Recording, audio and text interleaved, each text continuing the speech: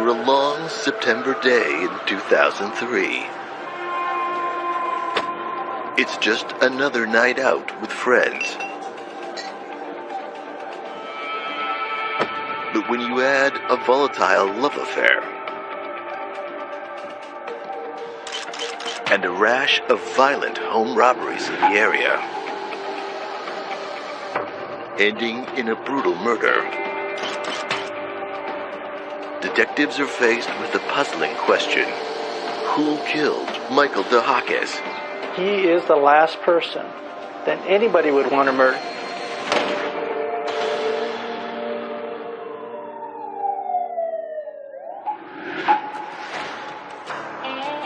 Situated in Pima County, Tucson is the second largest city in Arizona. Many refer to it as the oasis of the desert. Tucson is a great town. The metropolitan area is about 1 million people, but Tucson likes to think of itself as a small town. It's about a third the size of Phoenix, and it's the city that doesn't want to grow to be like Phoenix, so we're completely opposite as far as that goes. So it's very hometowny. Everybody seems to know each other, especially in the yoga community. The Midtown area of Tucson, although crime is typically higher in this part of the city, it boasts a vibrant arts and restaurant district, as well as many of the city's top urban attractions. Midtown is where most Tucsonians eat, drink, shop, and play. We love our Mexican food. We love our festivals. Michael DeHakis is a guy living life on his own terms, and that's just the way he likes it. His home is in the Midtown region of Tucson. A lot of older homes there, quite a lot of traffic, not a particularly safe neighborhood. It's got its pockets of crime-infested areas just like any other major city. Friday, September 28th, 2003, at 6 a.m. While walking her dog, a neighbor discovers Michael's body. She calls 911.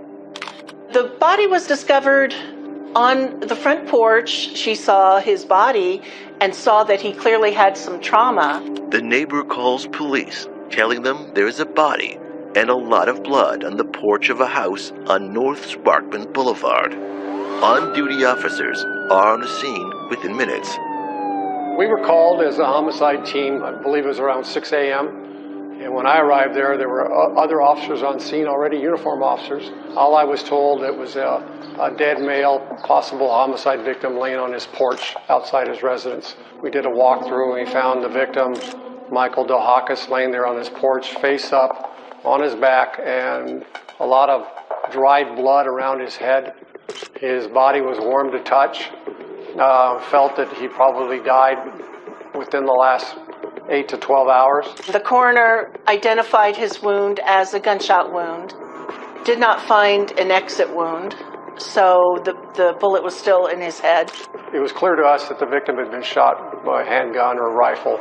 We weren't sure at the time.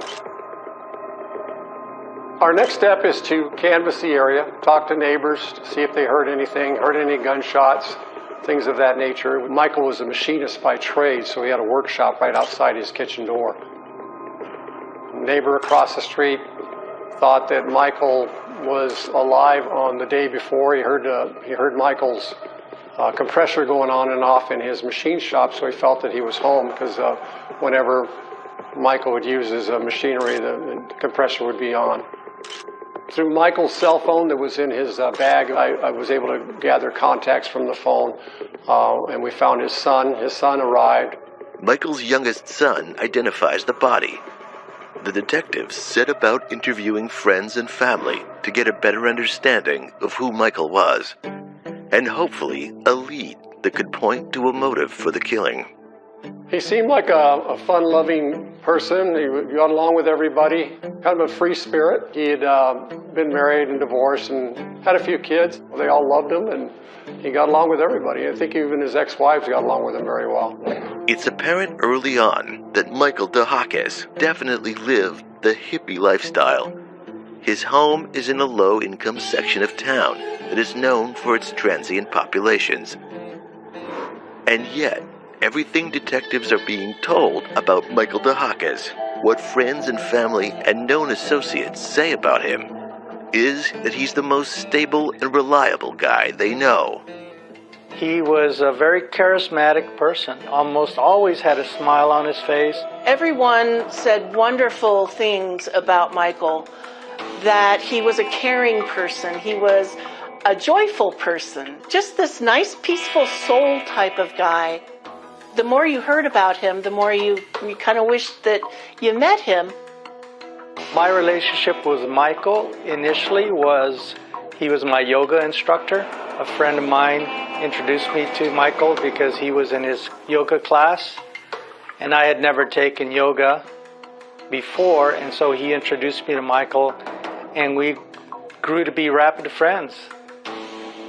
It's a person you could get along with very, very easily. Besides his knowledge of yoga, his charisma might have had something to do with his popularity with the female students. And he had long flowing hair, and he dressed like a hippie. He didn't have a car. He actually drove a bicycle everywhere he went, and the girls loved him. Everyone said he was very charismatic, that he was flirtatious.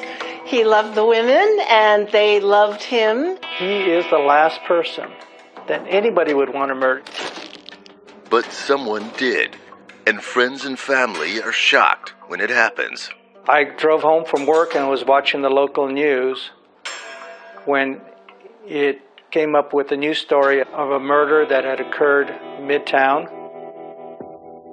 And I heard Michael's name mentioned as the victim of a burglary gone wrong. When we got word that a man was shot to death on the front porch of his home, of course it sounded at first that it might have been a botched burglary. We felt that we did have a foiled burglary, that the victim had come home and stopped the intruders. There appeared to be items stacked outside his residence. There was guitar cases, a violin case, a handbag was found on the sawhorse on the side of the house next to these stored violins and guitars. And there was a broken window in the front of the porch area. It looked like it went into a kitchen. Upon going into the residence, we were able to see that there were more musical instruments placed inside the kitchen door to go outside. There was an amplifier, a guitar stand. And the thought was that perhaps because this was a neighborhood that had been burglarized frequently, that it was natural that the police started looking at known burglars. We did find a large shoe print, like kind of a waffle shoe print outside the front door. Could this be just another random attack gone wrong? Or has Michael's charisma attracted some unwanted attention?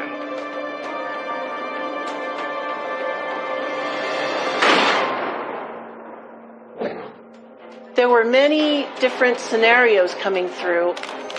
Both of them had been taken into custody, and the handgun was involved. She had gotten drunk and pointed that pistol at her own husband.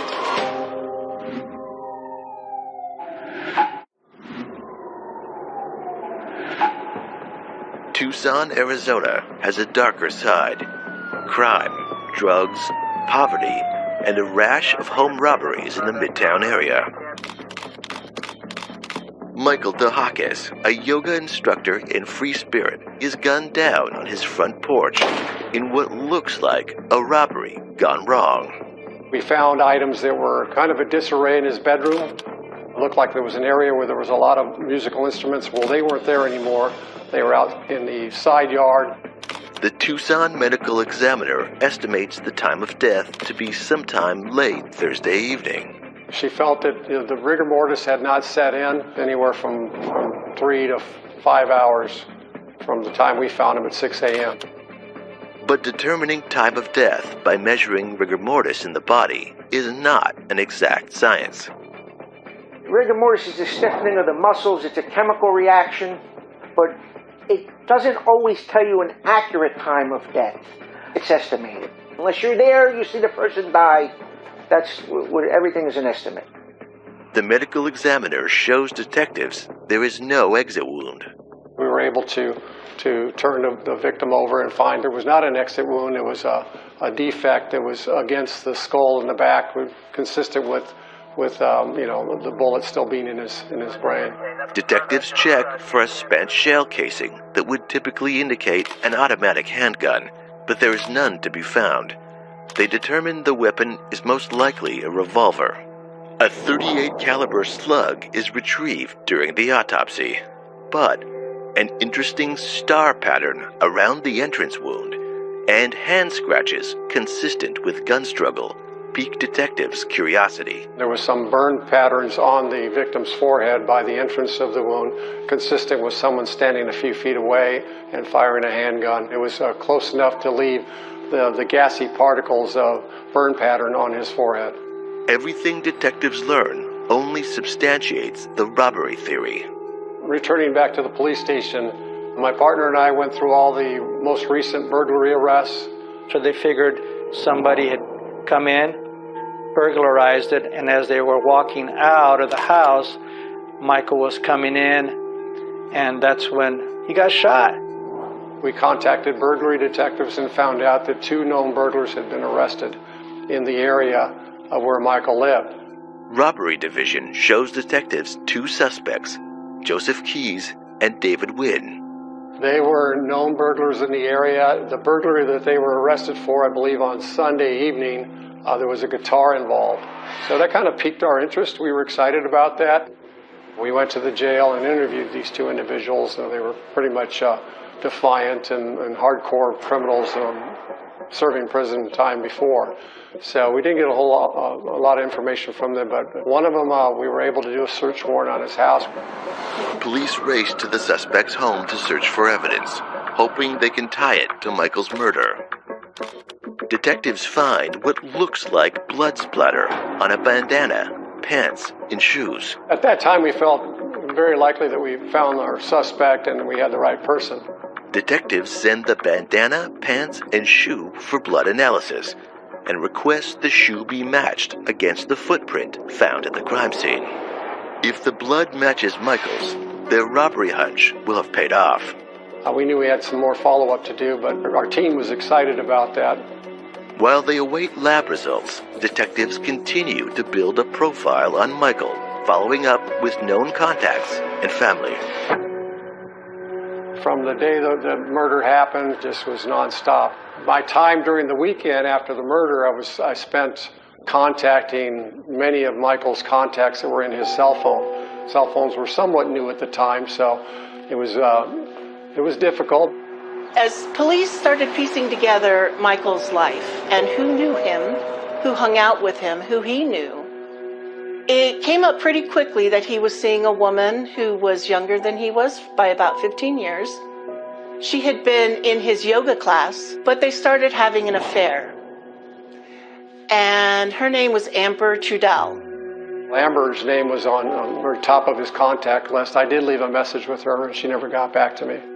Detective Jimenez finds it odd that Amber does not return his call after the killing. Detectives also recall Michael's kids relating their story of meeting Amber and the way she reacted to their dad spending time with them. For Michael, a devoted father to his 4 kids, Amber's erratic behavior creates stress in their relationship. I had not known him prior to his relationship to Amber. He was flirtatious, and he had that type of personality, the look that fit the yoga instructor. Michael is known to give private yoga lessons to students from time to time. He gave her private lessons because she was rather shy and didn't like to go to the yoga class with everybody else. But Michael and Amber's relationship quickly goes beyond student and teacher. They are lovers. He described his relationship as being on and off. Not that it was volatile or anything like that, but they would be fine for a couple of weeks, and then she'd get mad at him, and then she'd stop seeing him, and then they'd go back on together. And I could see why Michael liked her. She was good looking. And it seemed like an odd match initially because of the fact that it was on and off all the time. But Michael was just having fun, which is what he did. She wanted Michael to change the way he looked. She was not happy with him dressing like a hippie, with sandals and long ponytail. She didn't like that look. So I thought that was a little bit odd, but yet she continued having a relationship with him. Public opinion on the case puts pressure to find the killer. But the lab results they're waiting for are about to spin their investigation in a whole new direction.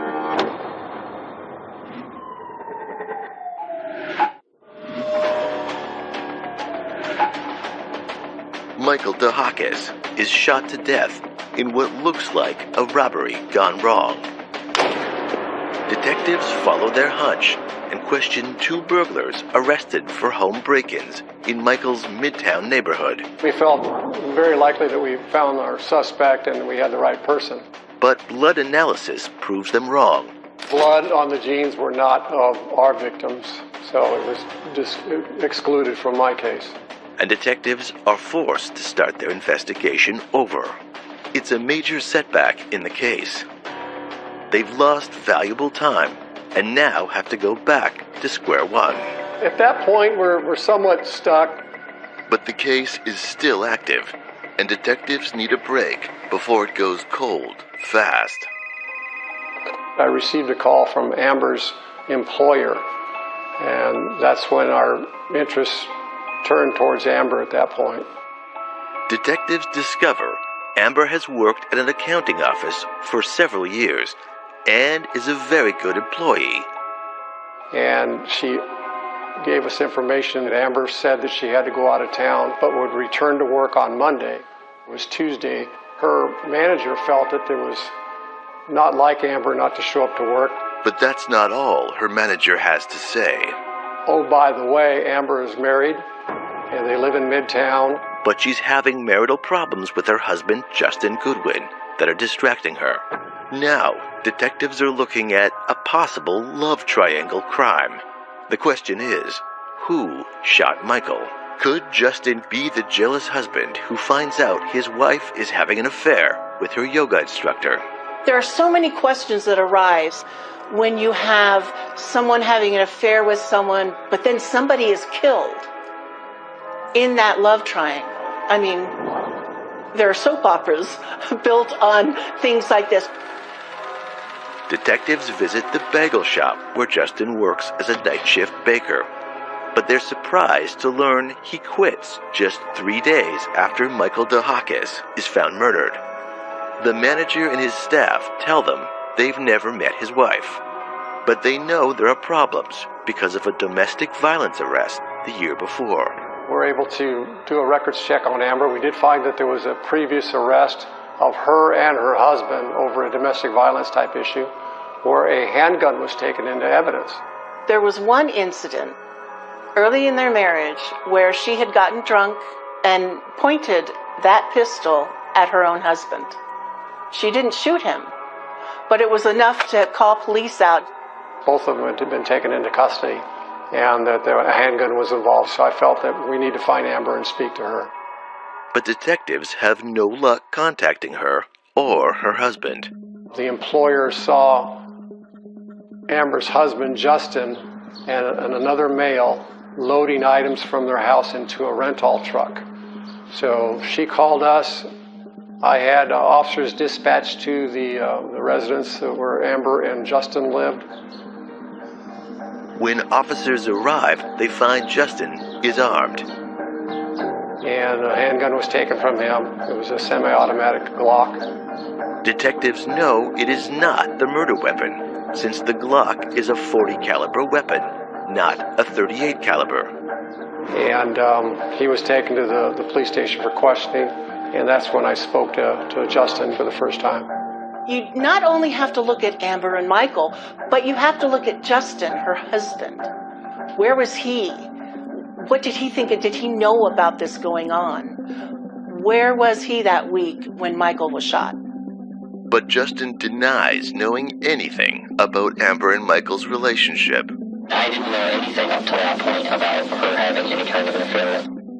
was hard to figure out where he was coming from because I didn't feel he was being truthful. I felt he did know where Amber was, but he stuck to his story that he and Amber were no longer together, that he was loading furniture because they were getting divorced and he was leaving, and he did not have any idea where she was. I guess that's not an alibi for me being up there in between the time frame that you guys say that I was supposedly doing whatever I was doing, or whatever you think I might have done, which I can tell you that I didn't do. He was upset.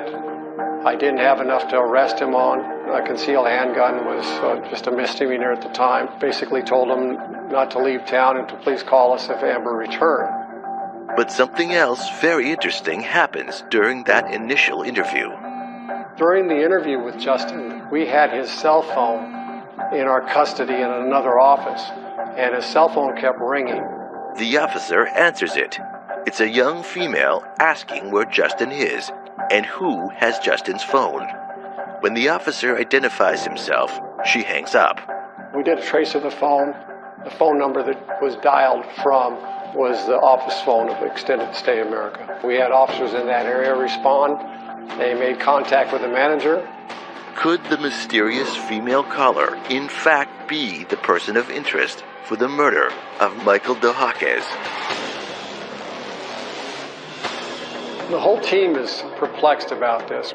Was it a vindicative thing that the spurned lover did? She was pretty angry that night. We're thinking that we're letting the killer go.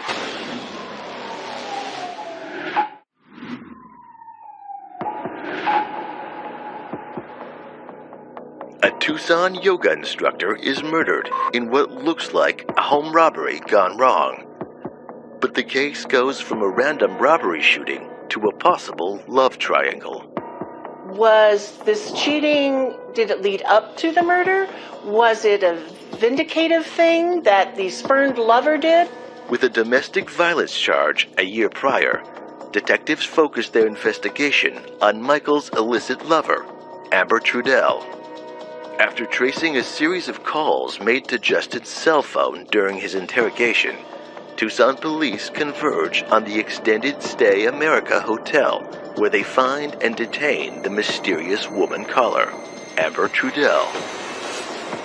In her room, we spoke with her, took a statement from her. We knew that we had Justin in several lies, that she was lying to us as well. So we took Amber to the police station and we further interviewed her there. At times, she was kind of perplexed in the fact that we were not taking her to jail. Am I leaving after this, or am I going to jail? Well, it depends on, are you going to incriminate yourself? I'm just asking because I'm handcuffed to a table. We felt that she was less than truthful with us as well. Her story's changed a few times. If you didn't kill anybody, you've got nothing to hide, nothing to worry about. I need to eliminate you, and I can't eliminate you if you won't talk to me and tell me the truth. She hadn't seen Michael in a while, and she did not admit to killing him, but that she had seen him days before, that she'd been dating him. If my fingerprints are there, I've been there so many times. Okay. And if my DNA is on him, I mean, we were lovers. I mean, of course. Denied any involvement in his death. You're going to be a suspect until I can eliminate you. Well, what does that mean, I'm a suspect? And what, I can't leave town? Or I can't leave the state? What does that mean? She said that she had been with Justin for a few days before and didn't know where he was, not knowing that we had him in custody. He's here? He's here. You put him in the spot, not me. He's being questioned right now? Yeah, for you was questioned. I figured we eliminate both of you guys, get it over with, and move on down the road. Amber is visibly distraught to learn that her husband Justin is in custody, and she opens up to detectives. I wasn't here on Friday, though, and people can verify that. That's what I want to ask you about. No, but I don't want to get into this thing where my husband is a suspect. Amber tells detectives she left Michael that night and traveled 3.5 hours north up the I-60 to the lush city of Show Low, Arizona. Apparently, right after Amber had had this argument with Michael, she and her husband left Tucson to go to the White Mountains up north. His mother and stepfather lived there. According to Justin's stepfather, Amber had been drinking the whole time. She was outside crying at times. visibly upset. She pretty much drank all of his liquor. So he knew that there was something going on. From what Justin told us in his first interview, that Amber carried a gun, always carried it in her purse. We first asked Amber where her weapon was at the extended stay America, and she said, I don't have it, I don't know where it is. So it was not in her purse. She allowed us to search her purse. Detectives push Amber for the truth, citing they know she has a gun, based on her domestic charge a year ago. She had no idea where her handgun was. After interviewing Justin and Amber, we decided to release them. We knew that they had an alibi, that they were in Show Low, Arizona, at Justin's parents' home the morning of the 27th when Michael was found. The detective's case stalls hopelessly for a second time. The whole team is perplexed about this. We're thinking that we're letting the killer go, but we don't have enough evidence to tie her to the crime because she has an alibi. The investigation has reached a standstill. We know that we have to get further information to determine what happened in this case. That break comes when Justin's stepfather, a retired detective himself, can no longer ignore his curiosity. Our next turning point is when Justin's stepfather calls us. He's curious about Amber being outside his residence, walking around crying, and he saw her behind the storage shed. He went back there and he started taking the rocks apart and determined that there was something buried underneath them, and he dug up a handgun. It was Amber's handgun. I immediately responded to Show Low, met with the detectives there, and took custody of the gun, drove it back to Tucson, and we had analysis done immediately. It was a snub-nosed .357 revolver. When I took custody of it, you could clearly see blood in the barrel of the handgun. Within hours, detectives put the weapon through ballistics. First, if they did any DNA on it, that's got to be done before any ballistics testing. Then ultimately it's checked for operability, it's test fired, projectiles are compared to what was taken out of the victim from the autopsy, and it is found that they are a match. Ballistics connect the weapon to the killer, but detectives also show something else. What was really interesting about this, and I'd never seen this in all my 17 years in homicide, was that we did a test fire of the weapon. It left a star pattern on the board that was nearly identical to the star pattern that the victim had on his forehead. The case is starting to go their way. With an exact match of the blood found on the gun barrel to the victims, detectives must figure out how Amber Trudell murders Michael DeHakis when she's not in Tucson the Thursday that he dies. I definitely knew something was off. I felt, along with others in the team, that perhaps he was killed days before. I met with the doctor. We had to change our timeline. When we found Michael had larvae in his eyes, and larvae doesn't set in immediately after a fresh kill. He'd been laying there for probably 2 days on his porch without anybody finding him. Which to me is unreal. I mean, how could somebody lay in a pool of blood at their front door with the door wide open in a neighborhood where people walk them down and drive and not be found? But that's the way it happened.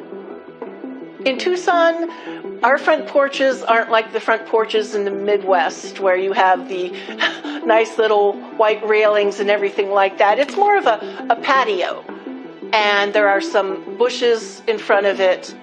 We also realized that Michael had been in rigor mortis after his death and had already gone out of rigor mortis, so his body was very relaxed. Late September was a very hot, humid day, so his body temperature was warm based on that.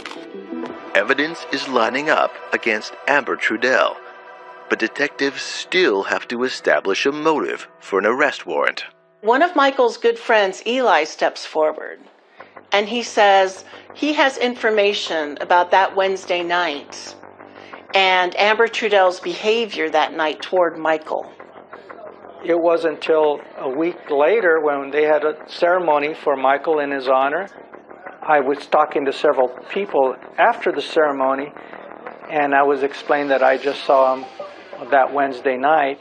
He also said that he had not shown up for his yoga classes on Thursday. So since I had seen him Wednesday night, they thought that there was part of the puzzle there that could help the police discover what was going on. Eli Curiel did come to our police station and gave me a very good interview as to what had taken place the night that Amber and Michael were at the bar together. And I talked about the argument they had and the fact that she wanted to marry him, insisted on him marrying her, and she was pretty angry that night. Michael invites Amber to join the yoga group for the ritual beer night. We usually had happy hours right after our Wednesday class. We would go to a local bar, have a couple of beers. Amber had parked on the opposite side of where Michael had parked. So as we were departing, he didn't walk her to her car. He went to the back. And so she was a little bit angry about the fact that he didn't walk her to her car. She was talking to Eli as to why, Michael didn't love her and why Michael didn't want to be with her all the time. And she just kept on and on. Tell him to marry me. Tell him to marry me. And I said, I can't tell him that. He's been married several times before, and he doesn't want to get married right now, but he still likes you. And she wouldn't have any of that. She was very angry. Michael, Amber, and Eli decide to go to a second bar for another drink. They started in with a little bit of an argument. So I left, and the two of them were sitting there having an argument, and that's the last time that I saw them together. I was able to determine from interviewing people at the second bar that Michael and Amber were at that they left together in late hours of the evening. And it's very consistent with Amber being with him and shooting him and killing him either late Wednesday evening or early Thursday morning. This proves, together with the re-established time of death, that Amber no longer has an alibi. Detectives have enough to get their arrest warrant. Well, we can't find Amber. She's not returned to work. I get hold of her employer. I get hold of Justin. Justin tells me that she'd left town. Maybe she went to Colorado. She's got a former boyfriend there. She's nowhere to be found. She's not in Tucson. They don't know where she is. Amber Trudell has just become a fugitive on the run.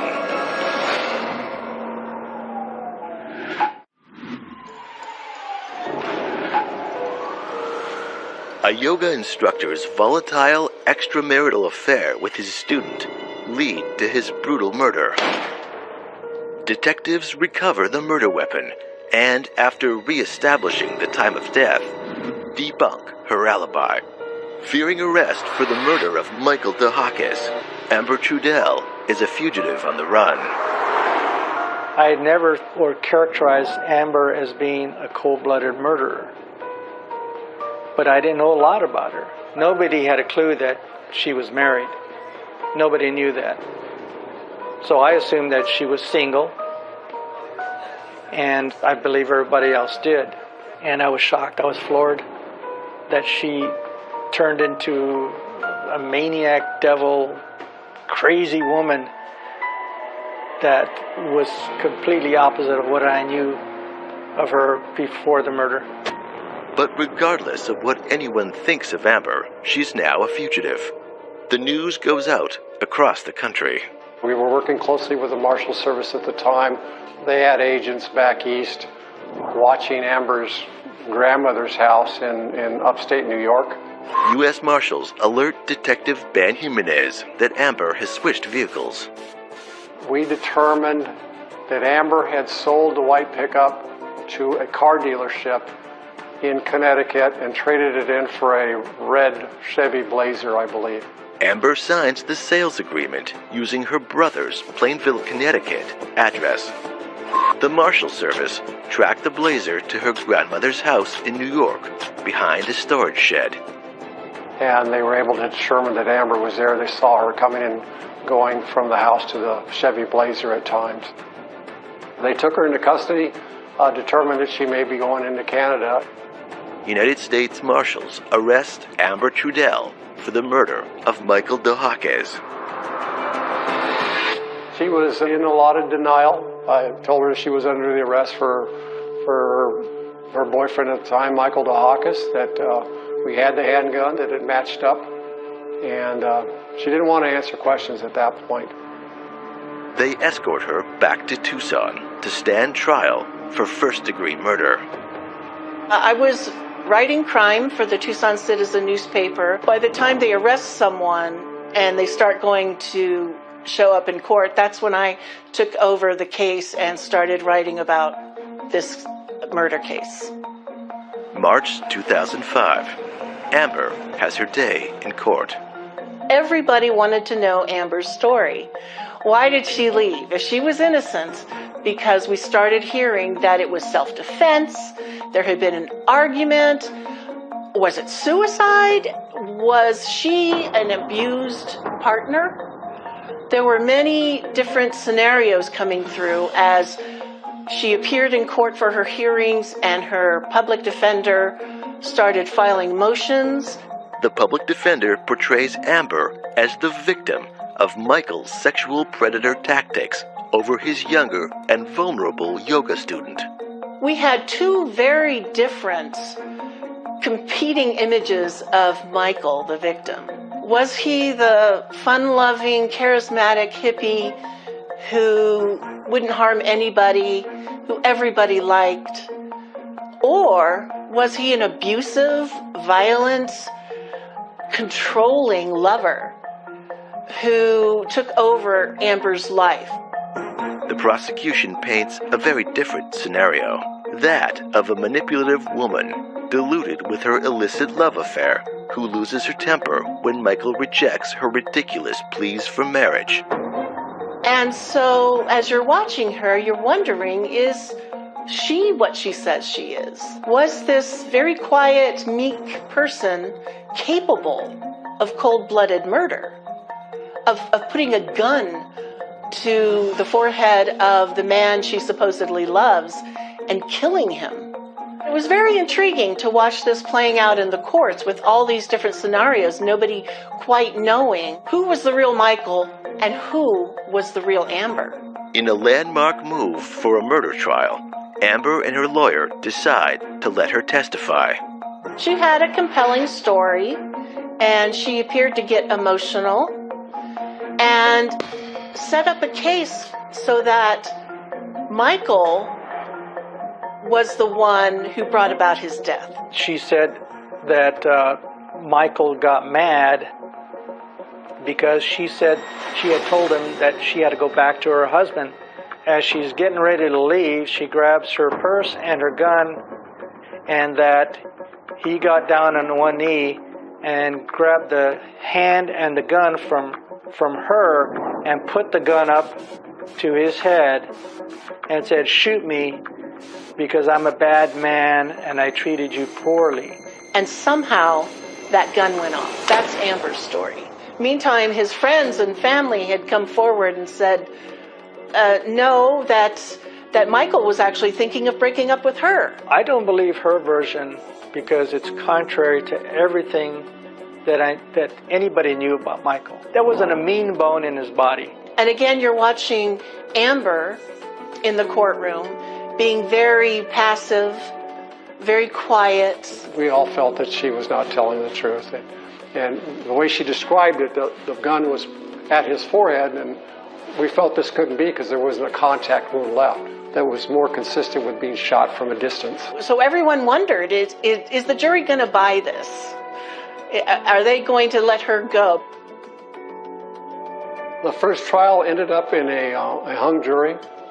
There was one juror that felt that Amber was innocent. For the people of Tucson, the murder of the yoga instructor in Midtown has now entered the truly bizarre. But for family and friends still coping with his loss, the mistrial is a devastating blow. Many wondering why certain aspects of Amber's violent past are not even entered as evidence. Now, one of the things that did not come out in trial, there was audio tape that was made by her husband that was not brought into evidence. And that audio tape was very revealing about her character when she drank. The tape reveals her screaming at the top of her lungs, drunk, threatening to kill her husband. So even though a mistrial was declared and a jury couldn't reach their verdict, that didn't mean that Amber was free to leave. Prosecutors had every intention of trying her again.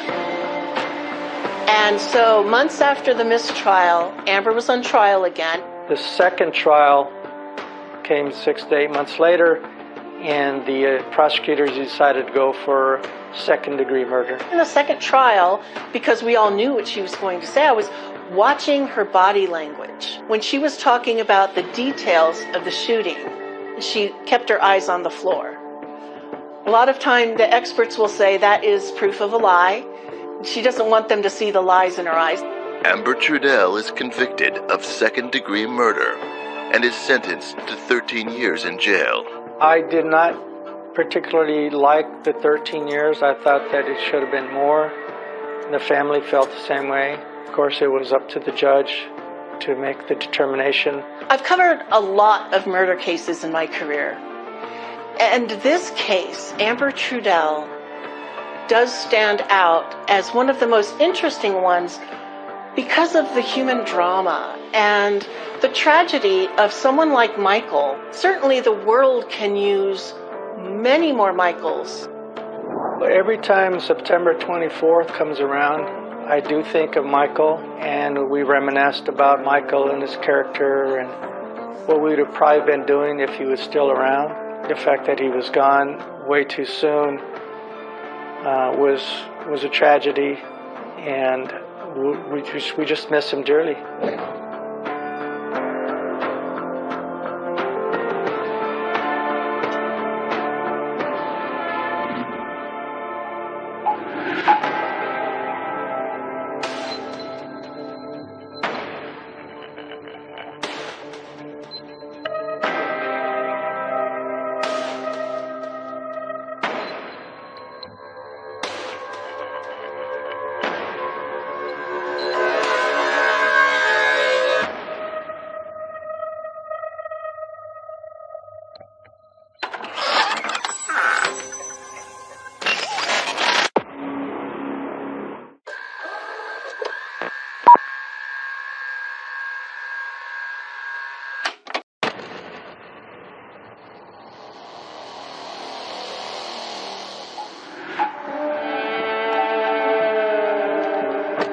Michelle Despain comes home to take care of some business with the family real estate company. The house is found in disarray, and Mark Despain is dead. She walked in and Mark was laying on the floor in the kitchen in a pool of blood. The gunshot wound to the face would have been the kill shot, so to speak. Very graphic, horrific crime scene. Could it have been a botched burglary? Could it have been a botched robbery? 2 bullet casings are found at the scene, belonging to a .380 caliber pistol. But who pulled the trigger?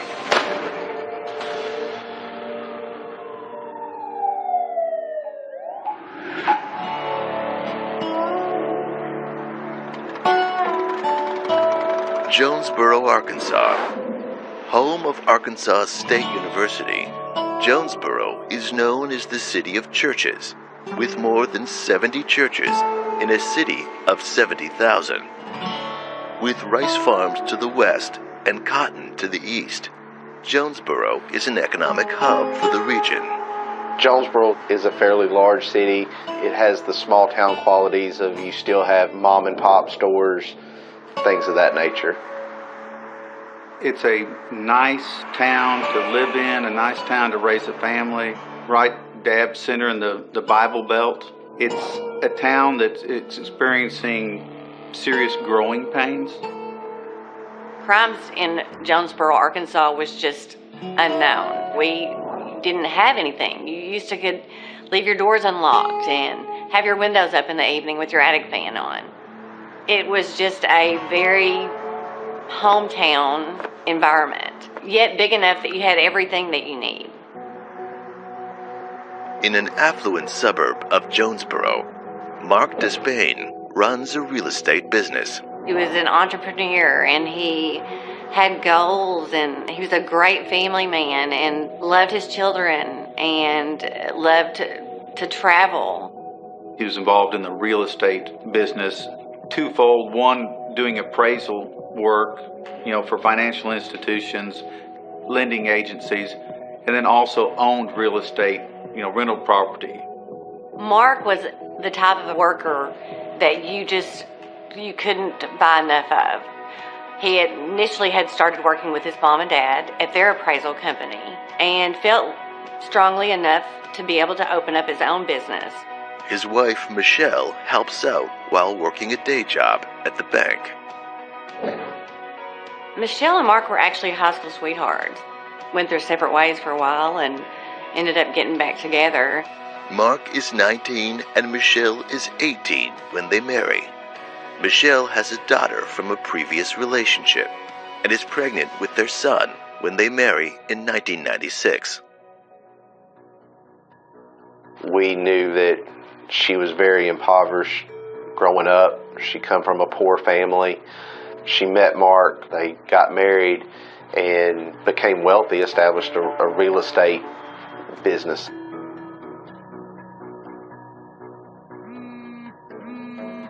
Mark and Michelle did buy some properties, and I think, however, they did have help from Jack and Tana, which is Mark's parents, and I think a lot of that is where some of the issues come into play. Maybe their family was giving them some financial help, and it wasn't going toward the bills and things like it should, and that became a questionable thing, as where was the money going? Mark and his father Jack have a falling out, but it's an explosive discovery on Jack Despain's cell phone that sends the family into a spiral.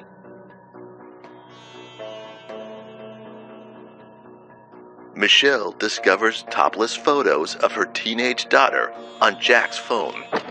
The discovery tears the family apart.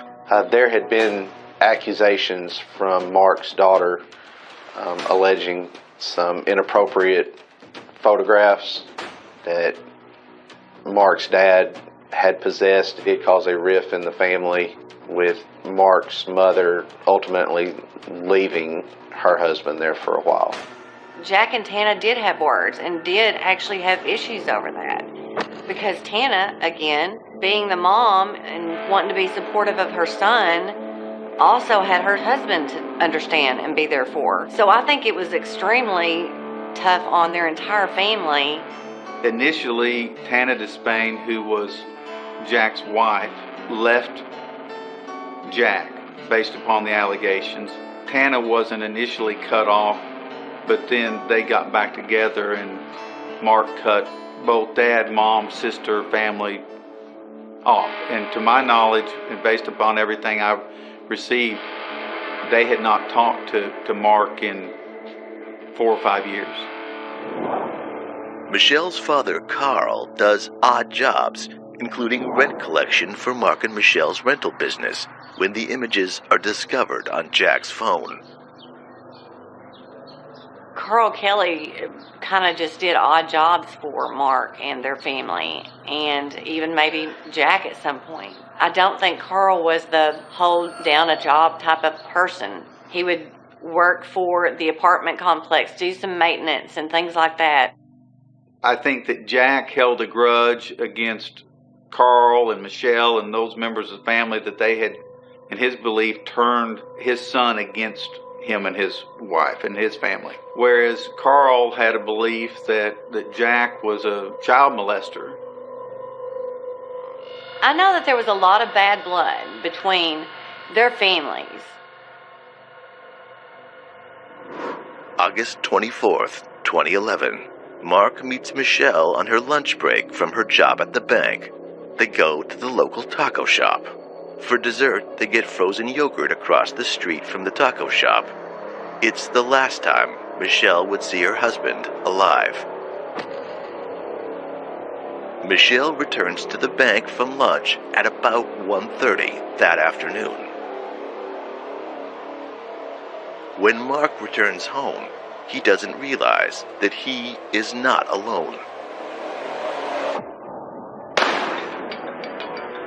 At about 3 o'clock that afternoon, Michelle receives a phone call from her father, Carl, saying that the gas bills haven't been paid at several homes, and the gas has been turned off. She needs to go home, grab the bills, and pay them.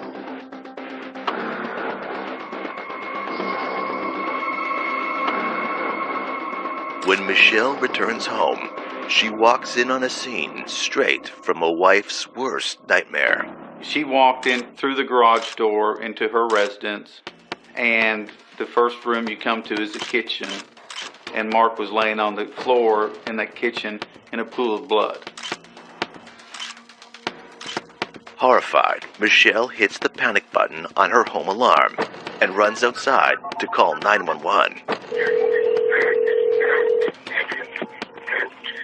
911, where's your emergency? My husband. I just came home from work. Somebody just love my husband. What happened to your husband, ma'am? He's dead. I'm not in the kitchen. Ma'am, I need you to take a deep breath, okay, and tell me what's going on. I don't know. I just came home from work to get something, and my husband is laying on the kitchen floor. Police rush to the scene. Could someone still be lurking in the Despain home? They come in through the garage and find Mark Despain laying on the floor in a pool of blood. There's no pulse. He's deceased. They try to clear the house because they don't know if someone could still be inside the house. A lot of blood, meaning that he bled out. This guy bled out. After he was shot, he pumped all his blood out of him. Mark had one gunshot wound to the left underarm area. He also had a gunshot wound to the face. The gunshot wound to the face would have been the kill shot, so to speak. Very graphic. Horrific crime scene. And when they determine that there is no one inside the house, they look in certain rooms. In the living room, it appears that it has been, searched. There's things that are out of order, things that are thrown around. In the master bedroom, there are drawers open. It would at least appear to be a crime scene that could have been a botched burglary, could have been a botched robbery. Who killed Mark Despain? Was it a botched burglary? His wife Michelle tells police she suspects someone. Closer to home.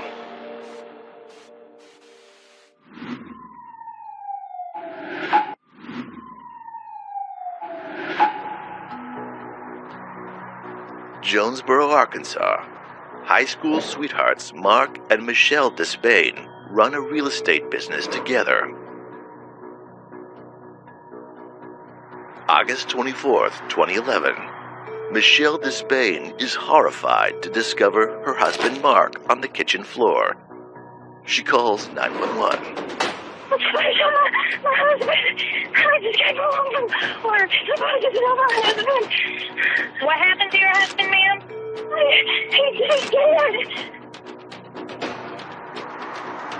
When police bring Michelle in to take a statement, she retells the gruesome scene she's just witnessed. I looked over, there was stuff on the floor, and I looked over, and he was laying on the floor. And I couldn't see his face because he was kind of looking this way, but there was blood like all behind his back, running all the way back behind him. And I screamed his name, and I went over there and I climbed onto his leg and I screamed his name again, and he didn't move at all. And then I got scared because there was stuff in the floor. I thought somebody might still be in the house. Detectives find 2 shell casings near Mark's body that correspond to the 2 bullet wounds. The imprint on the shell casing clearly indicates that a .380 caliber automatic round was used. The gun that was used was a semi-automatic, very common, very readily available. I believe it was a .380 caliber, smaller, compact type of gun. .380 caliber pistols are commonly used as concealed carry weapons. They fit under a waistband and can be easily hidden. Detectives are now looking for a .380 pistol as the murder weapon. They search the house to see if the weapon may have come from inside the Despain home. As more law enforcement arrives, they canvass the neighborhood and investigate whether this was a burglary. Police find a window screen removed, but it doesn't look pried open. When you went into the master bedroom, there were dresser drawers that had been pulled out, magazines that had been taken out and kind of fanned where they would be seen. In the closet, I think there was a armoire that had been knocked over. A large amount of high-dollar electronic equipment, televisions, computers, things of that nature that weren't disturbed. Detectives find a hunting rifle left behind as well. We weren't finding any signs of forced entry. Nothing appeared to be left unlocked, things of that nature. Outside the home, Carl Kelly confronts Jack Despain, and the family feud reaches a boiling point. Jack Despain somehow receives notification that it's occurred, and he comes out there and there's a confrontation, at least with those two yelling at each other at the scene. Police bring everyone in for questioning, including Mark's estranged father, Jack Despain. There were lots of pointing of fingers. Of course, Michelle's family was pointing their fingers toward Jack. Jack obviously was trying to grieve as a father and trying to deal with having to kind of fight for his own life as far as he just lost his son. It doesn't take long for investigators to believe that Jack is legitimately upset about his son's murder. Jack Despain was very distraught during his interview. I mean, you see it on TV and you read about it, and you never think about being in your family.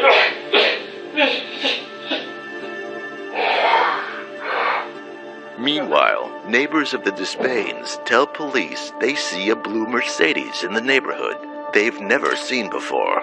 The nature of the neighborhood isn't one that you would just be driving through. I mean, if you were going there, you were either going there as a destination or you were lost. Or you were there to do something, illegal. Those things stood out to people, and they noticed this older blue Mercedes vehicle that had driven through the neighborhood slowly. Witnesses tell police they remember seeing a man in a green striped polo shirt walking through the neighborhood that day. They lived in an area that if there was a vehicle out of place or someone was there that shouldn't belong, that we've got the type of community in Jonesboro that we recognize these things. And I think that they were seen, there were cars there seen, and actually there was reports that there was a man seen there, basically stalking out the place. Nothing is adding up for investigators. They suspect it's a staged burglary. Yet, they have eyewitness accounts of a strange car and a possible burglar. The motive for their prime suspect, Jack Despain, isn't holding up.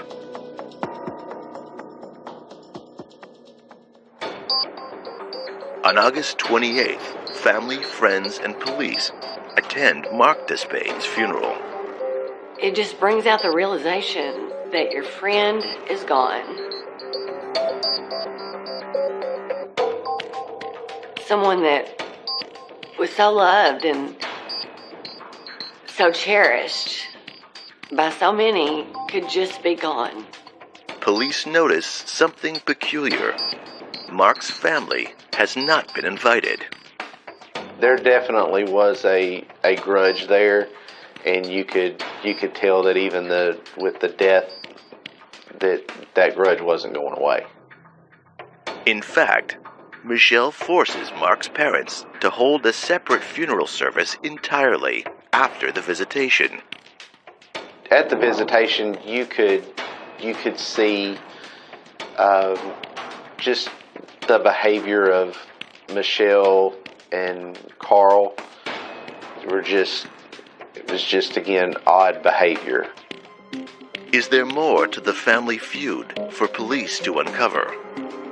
Does the bad blood put someone familiar to Mark behind the murder weapon?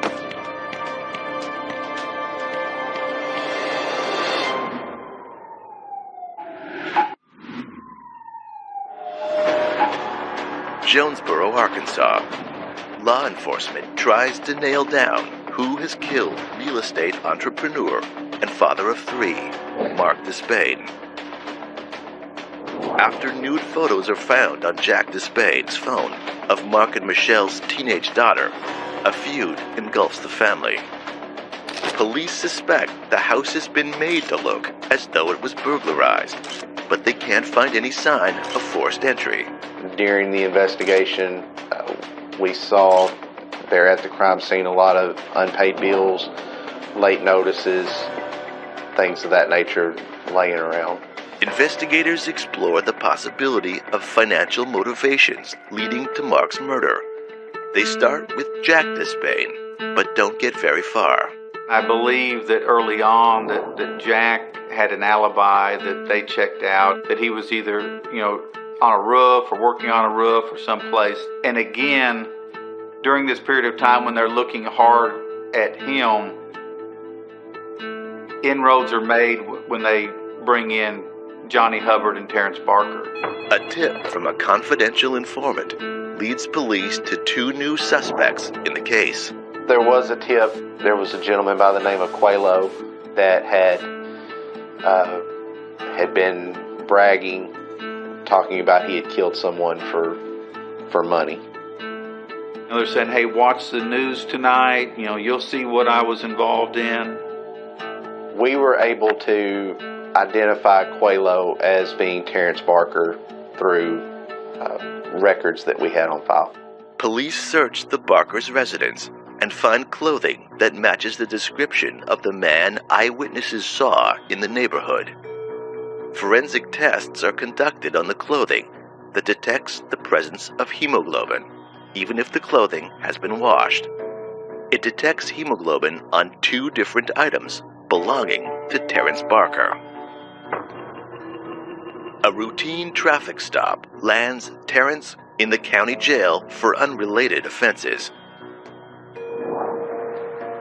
Police question him in the murder of Mark Despain, but he denies everything. I supposed to be talking to dude, you talking about Johnny Hubbard or whatever, or being in the car, or went up to some other place or whatever that you was talking about to get in the vehicle with the other dude or whatever. Yes, sir, at the church parking lot. Over half the people I don't even know that you even talking about, I don't even know them. Or I know of Johnny before, like killing anybody or whatever, like you're saying. I did not. When Johnny Hubbard is brought in for questioning, he tells police that he's the one who hired Terrence Barker to shoot Mark Despain. Barker is interrogated a second time the next day. This time, he's presented with all of the evidence they've got that points to him as the triggerman. And he knows that police are talking to Johnny Hubbard. Quelo gives up the job, saying that he did it for $7,000 to $10,000. He looked as a point for easy money, so that's why he did it. You know what I'm saying? It was, like I said, he was like 7 or 10 stacks. But see, I'm kind of figuring, well, if they wanted to do a kill, and they were just waiting on the insurance money, how much would the insurance money probably worth? But they was probably not getting paid in order to even come up with the scheme. Police connect phone calls made from Carl Kelly's phone to the phones of Terrence Barker and Johnny Hubbard. Both live close to each other. Johnny Hubbard is a tenant of Mark and Michelle Despain. What appears happens is that Carl Kelly makes contact with Johnny Hubbard, who's a tenant and one of the people that he would be collecting money from, and knows that Johnny Hubbard has a past criminal history, drug dealing, other things of that nature, and it leads to at some point in time, a discussion, do you know anybody that could perform a job for me? Anybody that would, could go kill somebody. Carl Kelly threatens Johnny Hubbard with eviction if he doesn't help with this murder plot. With mounting evidence and the testimony of Johnny Hubbard and Terrence Barker, police believe Carl Kelly is the one who offers to pay Terrence Barker to murder Mark Despain and make it look like a botched robbery. And there's a belief that he uses Mark's own gun to shoot him. What kind of gun is it?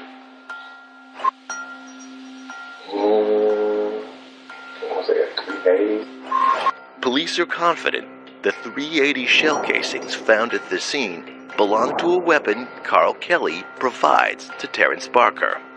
The gun, I guess, was in the cabinet thing or whatever, because he went to the cabinet thing and was reaching, messing with the stuff or whatever, and came out with it. Carl Kelly knows Mark Despain owns the pistol because Carl arranges for him to own it. Earlier, Mike Kelly, which would be Carl Kelly's brother, has a gun just like Carl. They both bought them at the same time at a local gun shop. Al's Lock and Keys, he had a firearms dealership and sold them.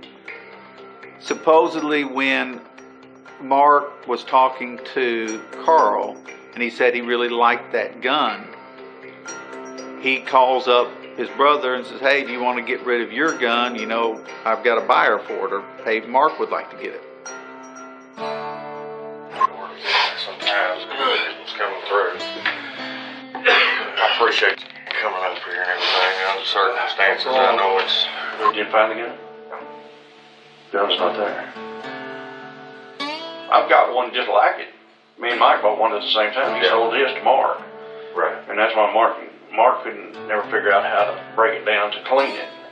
Like I told. He's always having to show him. Right. Yeah. My fingerprints on the gun. I would describe this as a very cold-blooded homicide.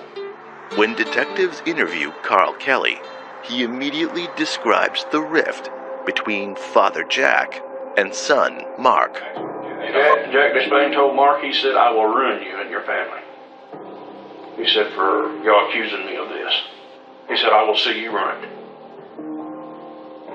I've heard him say that.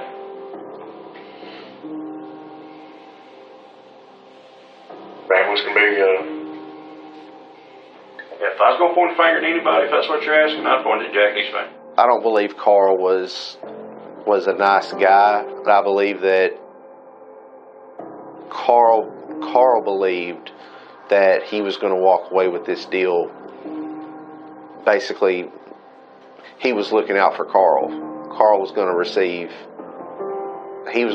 some money out of this, possibly some steady income.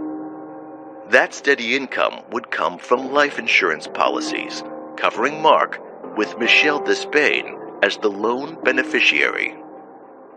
There were 2 life insurance policies, and she was the beneficiary on both. There were 2 separate policies in the amount of $500,000. Terrence Barker tells police it was Carl Kelly who offered to pay him between $7,000 and $10,000 to kill Mark. Besides the fact that when I guess getting the job done or whatever, I guess the girl wanted the job done.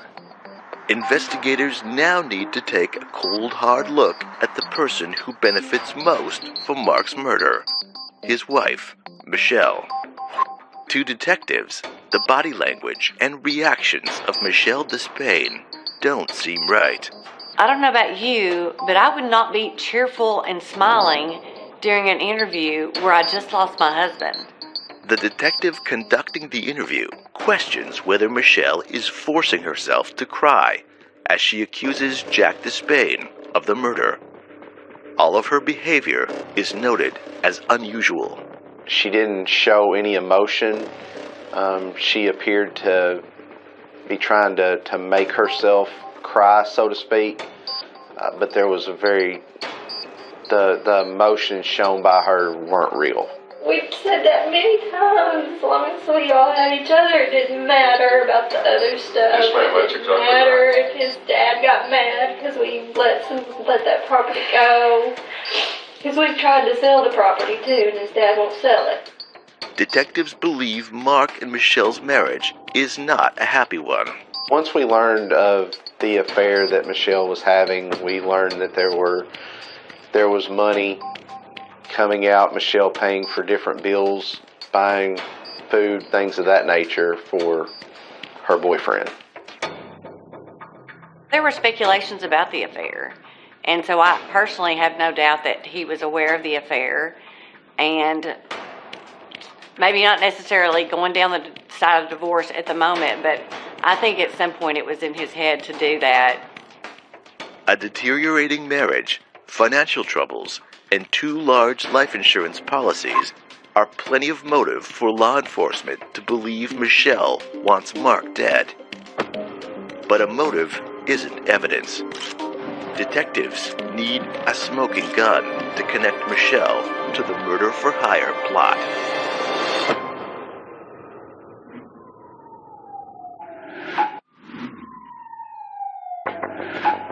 Two .380 automatic bullets enter Mark Despain's body, one in his side and another between his eyes.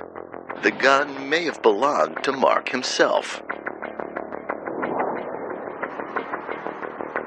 Another eyewitness would come forward, who claims that Carl Kelly approaches him on 2 separate occasions to shoot Mark between the eyes, including once just a week before Mark is killed. Despite Terrence Barker's testimony saying otherwise, ballistic testing on Mark's forehead confirms that he is shot point blank right between the eyes. Michelle Despain's father, Carl Kelly, puts the gun into the hands of a hired killer, Terrence Barker. Now, investigators need to find out if Carl Kelly is conspiring with Michelle Despain to kill her own husband. They establish a motive and they see suspicious behavior, but those things aren't evidence of Michelle's involvement. Michelle tells police she receives a call from Carl at around 3 o'clock, August 24th, to deal with unpaid gas bills. She says several homes have had the gas cut off, and she has to go home to retrieve bills and pay them. There is indeed a stack of unpaid bills in a bundle on the kitchen floor. But there's a note on the bills. Got extensions. Pay on or before September 3rd, 2011. She said she had to go home to pick up something, but it was also during the same time that school would have been letting out. So that led me to believe that she needed to hurry up and get home to maybe keep the children from finding him. Not only did she pry him away for lunch, but in order to give the intruders a couple of more minutes, she also asked him to go get ice cream. August 31st, 2011. Police tell Michelle Despain they have arrested the suspected triggerman, Terrence Barker, and the man who drove him to the house, Johnny Hubbard. And they inform Michelle that they intend to arrest her father. My father? Yes, ma'am. Your father will be arrested for murder. I have all the information, all the evidence I need. Not Mark's. No, ma'am. Your father, Carl Kelly, is responsible for setting this up, partly to have your husband killed. I don't believe that. I had the tenant call me this morning and tell me that. I did not believe it. Thought it was another rumor. It's not a rumor, Michelle. There's been rumors already that... I know. There's been thousands of rumors out there. Carl Kelly, not Jack Despain, is charged with capital murder. Police arrest Carl Kelly and retrieve a .380 caliber pistol from his home. They conduct ballistics testing on the gun, but the results come back inconclusive. Police go over the events of the day with Michelle one more time. Meanwhile, they do some more digging into the contents of her phone. The phone that belonged to Michelle was forensically examined there at the Jonesboro Police Department. It was the text messages that we were seeing as far as the phone records were not in the phone itself, and it appeared that it had been deleted. It was several months down the line that the phone was forwarded to the FBI, and with the help of some newer technology, they were able to recover those text messages. The day of the murder, it says it has to be today. Sending a message to her dad that says, can't deal with it any longer, it has to be today. So they basically, the dad texts back and says, keep me posted, keep me in the loop as far as your time frame goes. She was communicating with Carl, giving Carl basically play-by-play details of where she was, where Mark was. He was asking her before that, can you get him to lunch? She's giving play-by-play details to him of when they're leaving the restaurant, details including when he's on his way home.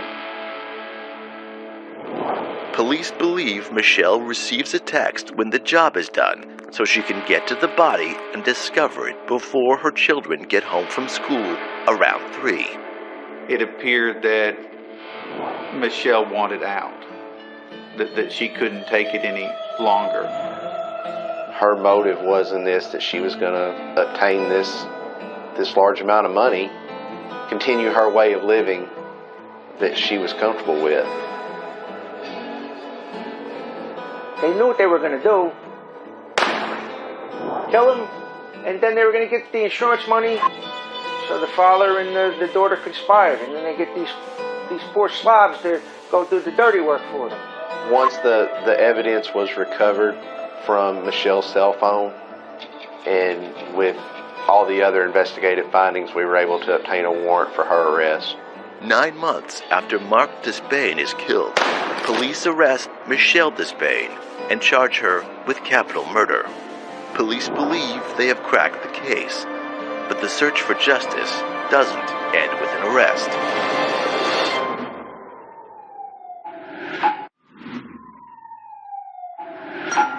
August 24th, 2011, Mark Despain is found murdered by his wife, Michelle. Phone records show Michelle and her father, Carl Kelly, are in constant contact the day of Mark's murder.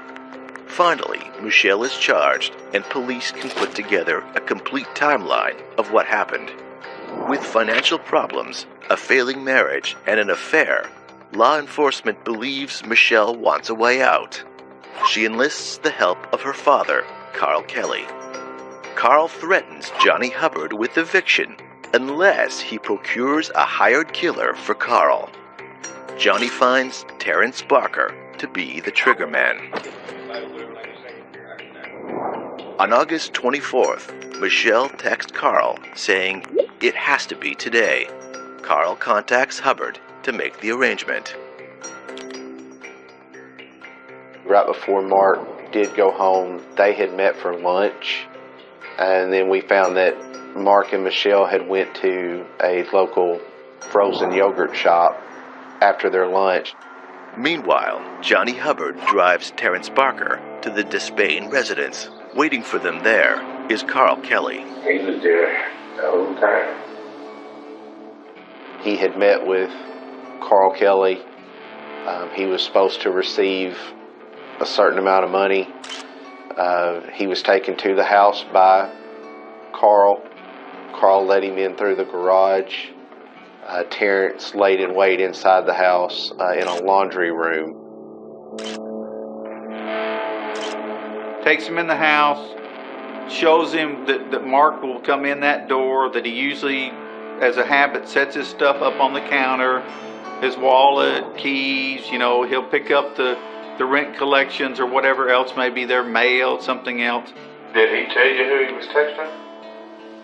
Did he tell me? Yes, sir. Yeah. Who did he tell you he was texting? The dude wife. Play by play. Play by play.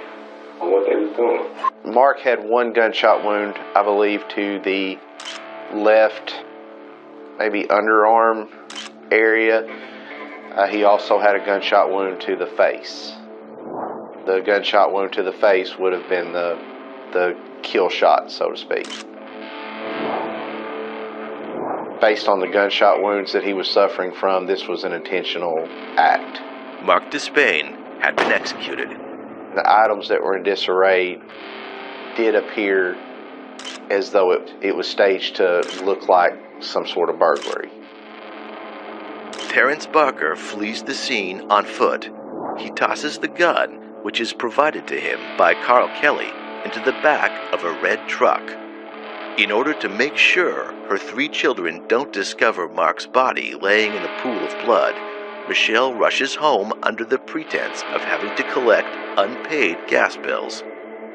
Both Carl and Michelle point the finger at Mark's father, Jack, but his alibi is strong and his motive weak. In fact, Jack is cleared of any wrongdoing in the cell phone incident with his granddaughter, which tore the family apart 5 years earlier. They got school involved, got the county involved, state, and I went in and I took a polygraph test, and I was cleared. In the end, law enforcement gets the evidence to charge Michelle Despain with capital murder. Johnny Hubbard is charged with hindering apprehension, a charge in Arkansas that is similar to obstruction of justice in other states. Johnny Hubbard was a facilitator. He was a go-between between Carl Kelly and provided the shooter, Terrence Barker. Terrence Barker avoids the death penalty and pleads guilty to first-degree murder. Terrence Barker was the shooter. There's no doubt. And that he waited inside a closet and shot and killed Mark Despain. Michelle's father, Carl Kelly, who arranges for the murder and gives Terrence Barker the gun that kills Mark, also avoids the death penalty with a guilty plea of first-degree murder.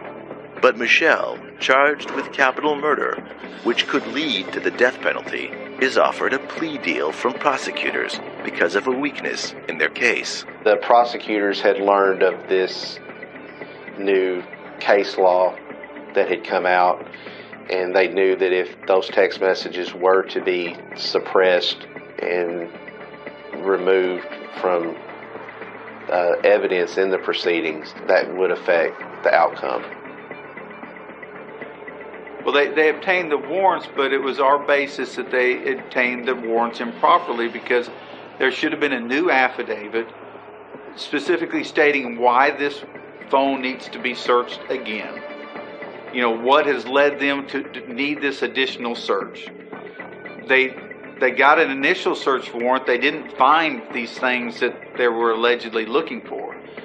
And so each time they went into this phone, they needed a new search warrant. That was our argument. And if that argument was made and we prevailed, then they may not have enough evidence to go forward. She was charged with capital murder. She ended up pleading to 3 counts of hindering apprehension. Hindering apprehension, the same charge that Johnny Hubbard pleads guilty to. However, Michelle pleads guilty to 3 counts of it. Each charge comes with a 10-year sentence. But with good behavior, Michelle Despain can be free in as little as 5 years. In the eyes of the law, justice was served, but what about the eyes of the family? Our blood starts boiling when we talk about the plea agreement because we basically feel that she got away with murder. At the end of the day, she was arrested, and we did our job as law enforcement, and the prosecutors, they did their job the best that they could. Although she wasn't found guilty of murder. She didn't plead guilty to murder based on everything that we had at that time and what we were learning. That was a better outcome than her not ever being found guilty of anything.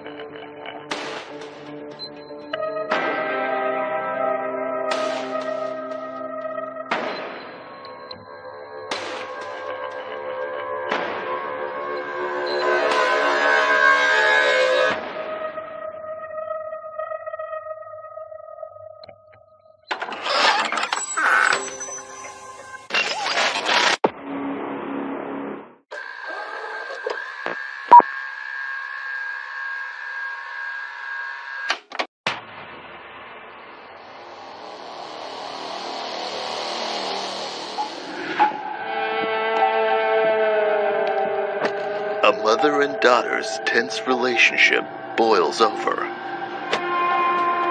The daughter leaves home, then disappears.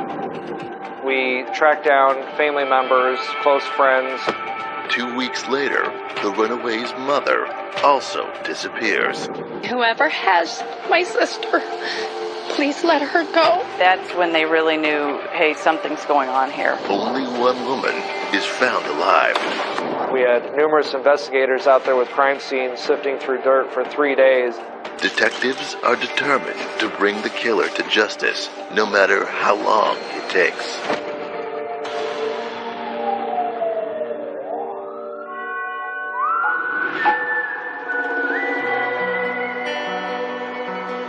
Alton, Illinois is an all-American town on the Mississippi, just upriver from St. Louis.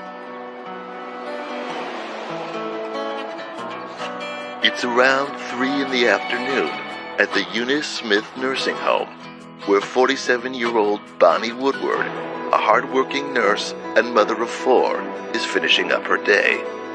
A long staff meeting has kept her there later than usual, and she seems eager to leave. However, Bonnie doesn't arrive home that afternoon. Everyone in Bonnie's family, they were suspicious. This was not like her behavior.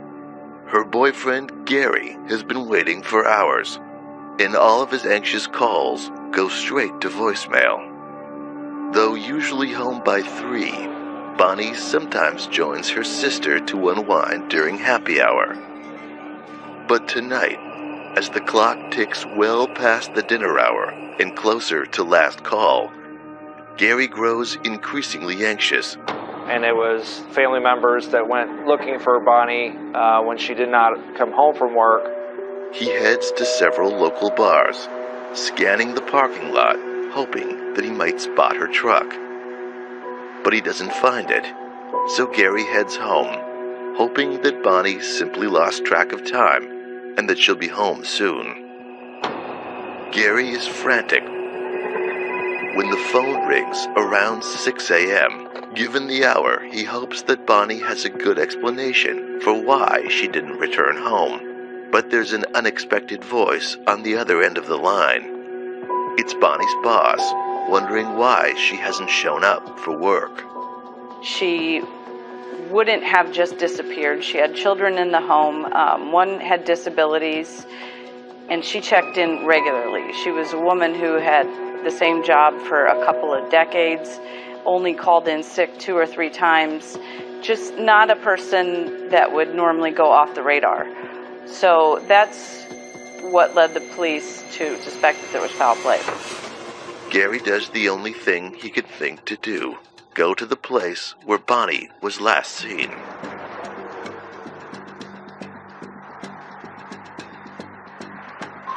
Much to his shock, Bonnie's truck is still parked in the employee lot. and he spots something off. Bonnie has left her windows down, something she would never do. So, Gary goes to alert the police. Her boyfriend at the time, Gary Wilmarth, reported her as a missing person to us. And at that point, the patrol officers notified our detective division due to some circumstances in the case that were concerning. And a few detectives started coming out and working down some leads on trying to find her. Detective Mike O'Neill with the Alton Police Department takes in the information about Bonnie's disappearance. At first, Detective O'Neill wonders if Bonnie just might be taking some time for herself. More often than not, if a person is missing, it's usually not a suspicious circumstance thing where there's foul play. It's they left to go do something, didn't tell anybody about it, or they just need to get away for a little bit. When Detective O'Neill reaches out to close friends and family, everyone insists Bonnie would never leave without any notice. It really struck people that this was not Bonnie Woodward. This was not like her to just disappear. She had a family at home. Things were very routine with her, with being at work and returning home, and this was very out of character. Shocked by her sudden disappearance, Bonnie's family pleads for her safe return. Whoever has my sister, please let her go. You let my sister go, and I'll come and get her. I want my sister. Investigators take a closer look at the man who reports Bonnie missing, her boyfriend, Gary. A lot of times if there is foul play in a situation like this, it's usually somebody that would know that person. They tracked a lot of people down. She was living with her boyfriend at the time. They interviewed him extensively. If Bonnie took off, it's only been, I'm thinking, once or twice. She went 2 blocks over to the bar and called me up and said, I'm going to have me a couple drinks and chill out or whatever. And so on the day this happened, which would have been the 25th, right, roughly? Right. Did you go anywhere at all around the time that she would have been home from work? No. I was there. Her daughter was at the house. But an alibi is only good if it checks out. So Detective O'Neill must speak with the person Gary claims he was with, Bonnie's daughter, Jennifer. Where were you at Friday? When this all came up? Me and Gary and my little brother Aaron and my kids were at my mom's house waiting for her. Did Gary ever leave? No. No. Does he drive? Does Gary drive? No, he don't have a vehicle to drive. Okay. He never left. He was home all day long. With Gary's alibi verified, Detective O'Neill moves quickly to figure out who was the last person to see Bonnie leaving work. I drove by her work, and her truck was sitting out there. And I asked him, I was just like, is Bonnie Woodward still working by any chance? Maybe she worked over.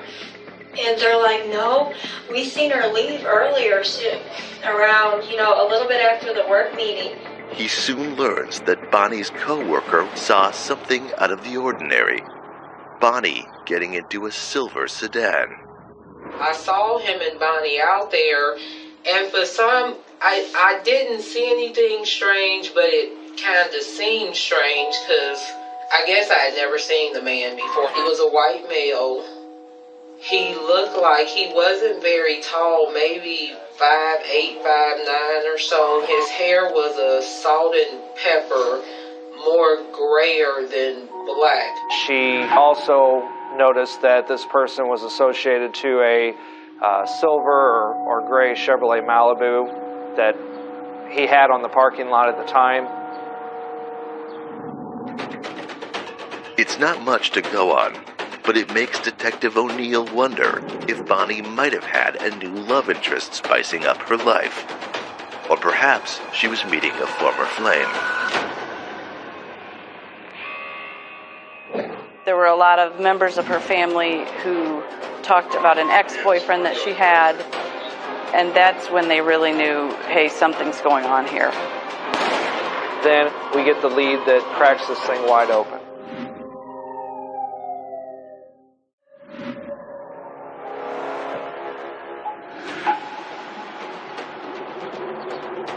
47-year-old nurse Bonnie Woodward is last seen getting into a silver car with an unknown man.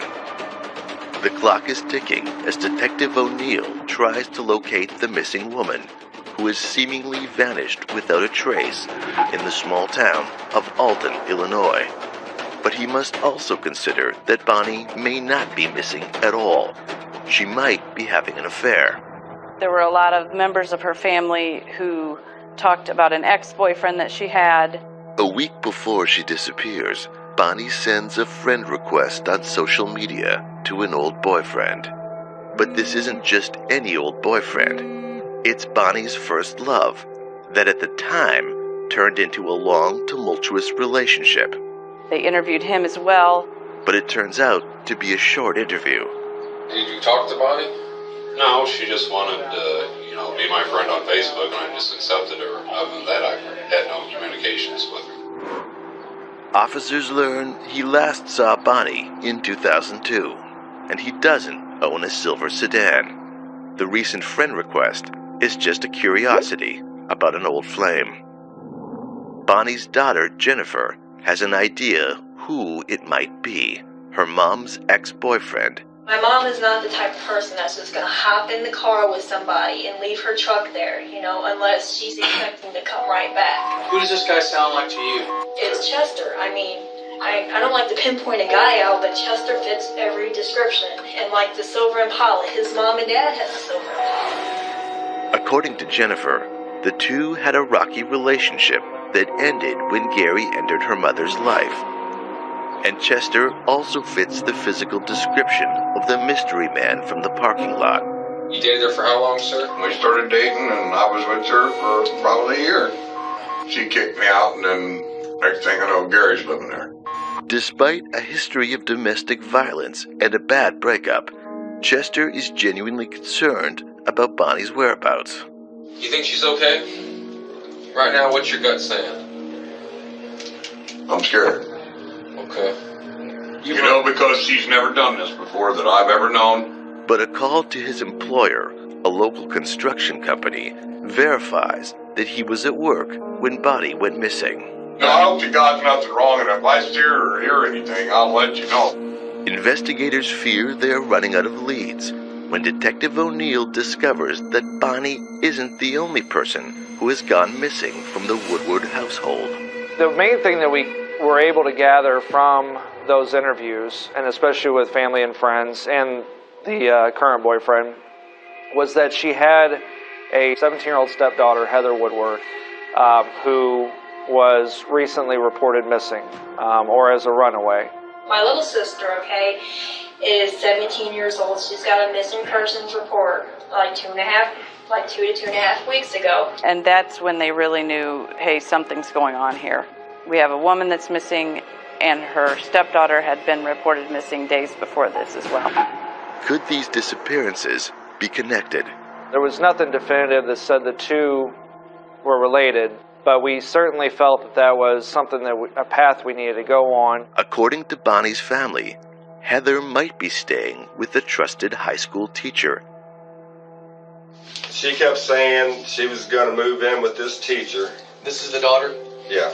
And Bonnie said, no, you're not. And this went on and on and on. Bonnie talked to the principal of school. She said, that's not going to happen. We narrowed in on a teacher in a neighboring city called East Alton that Heather was last seen with her. Detective O'Neill tracks down the teacher, who at first seems a bit guarded. While friends and family describe Bonnie as a loving mother of 4, Christine paints a different picture. I had Heather in Algebra 1 class as a freshman, and she has been very vocal to myself and all the other teachers of the abuse that goes on at home. She tells the detective that Bonnie and Heather had a volatile relationship, one that went downhill when Heather's father died 8 years ago, leaving Bonnie as sole guardian. While the relationship was generally bad, tensions flared in recent weeks. Heather and Bonnie constantly fight over Heather's wish to attend college. Christine hopes she could provide a safe haven for the teen until emotions cool down. And it was during that interview with her that she said that Heather had left her residence and she didn't know where she went. Bonnie called us the night of the 16th. She left a message on my phone that she was coming tomorrow to get Heather, and Heather should pack her stuff. And I did tell her she had to go back home. And she cried most of the night. And then whenever you came back on the 17th, she was gone. Right. Locating Bonnie's stepdaughter is now Detective O'Neill's #1 priority. We just knew that our investigation was going in two separate angles. One, we needed to find Heather, and two, we needed to find Bonnie and see what the situation was with either one or if there was any relationship between those two. But without any clear leads, O'Neill worries that both cases might run out of steam. About a week after Bonnie goes missing, police get an unexpected phone call. Heather Woodward just walked into the town library. She showed up at the East Alton Library on her 18th birthday on July 3rd, 2010, and basically said, "I'm Heather Woodward. I've been reported as a runaway."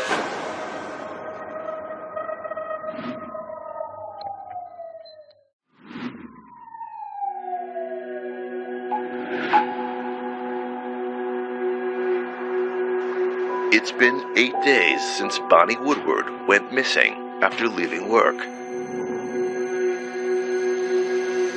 Investigators have exhausted all viable leads when Bonnie's runaway stepdaughter, Heather, suddenly returns.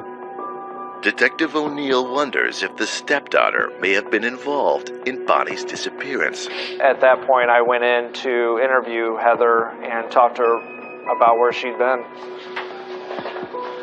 Okay, Heather, this is Detective Mike O'Neill from Alton Police Department. We just need to ask you a few things here. The first initial interview with Heather was, I can't think of a better word than weird. Heather was for an 18-year-old, was very immature. She was holding a teddy bear with her. Her tone of voice sounded like a little girl's. I packed my stuff and I left. I wasn't going home for 2 weeks to be kicked out again.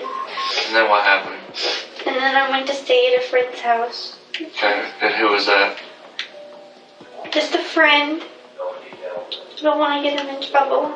Detective O'Neill wonders if this teen has something to hide. Because you understand that Bonnie's missing right now, we don't have a clue where she's at, so anything that would help us, any other leads or information would be great.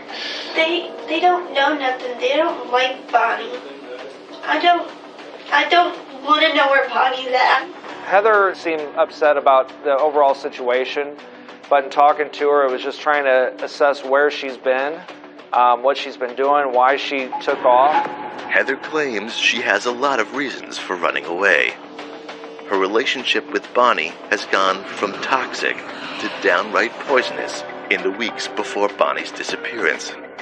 Bonnie can be mean, and sometimes she hits. Bonnie decided to tell me to pack everything and just get out. I was afraid to go home. But it isn't just typical mother-daughter tension. Heather explains that Bonnie refuses to support her financially after she turns 18, when her father's death benefit checks would come to an end. Heather wants to apply to college, but Bonnie refuses to help. While this tracks with what Detective O'Neill has heard so far, it still doesn't answer the biggest question. Where was Heather when her mother disappeared? And at that point, all we knew is she left the teacher's house and nobody had seen her. Heather eventually told police who she had been with during that time. I stayed with some people from the church. So it's Nathan Carroll's family? She provided information saying that she was with the Carroll family. She ultimately had attended church with the Carroll's son, and that's how she kind of began to know the family. She identified Roger and Monica Carroll as being the parents. In order to verify Heather's story, investigators head to the Carroll home to interview the church family who welcome Heather into their home. After interviewing them, they acknowledged that Heather was with them. They acknowledged that they knew Heather was a runaway. And it was ultimately just their explanation, and especially Roger's explanation, was Based on things that Heather had told them, they were keeping her safe. Right off the bat, Heather's alibi checks out, but investigators are stuck by a couple of uncanny details.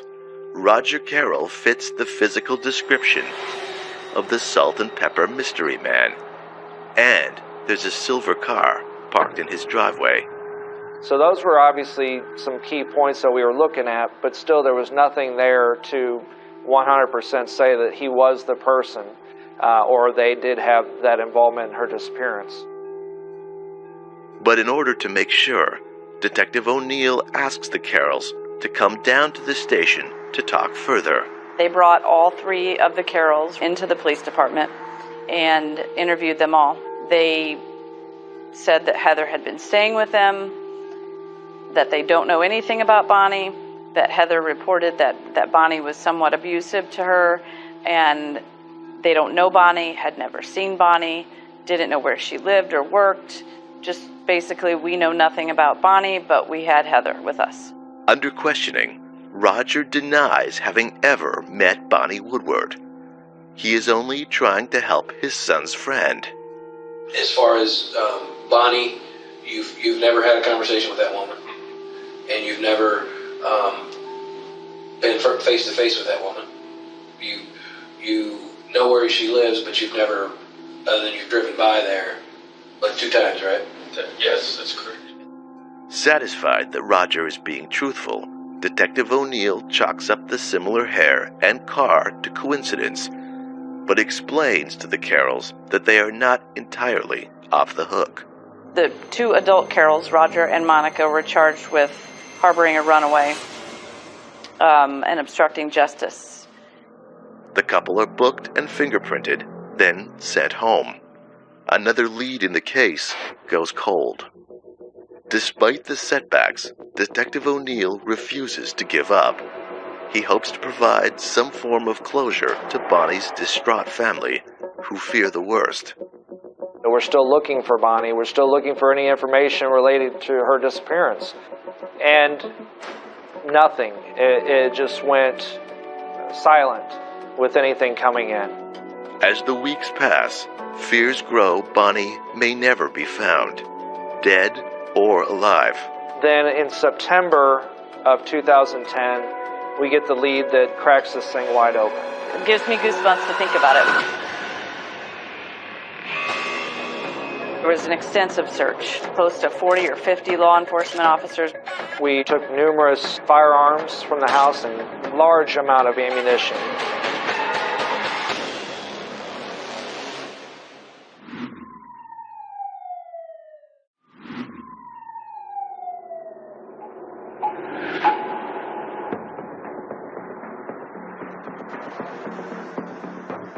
Weeks after running away, Heather Woodward returns, but her stepmother is still missing, and now presumed dead.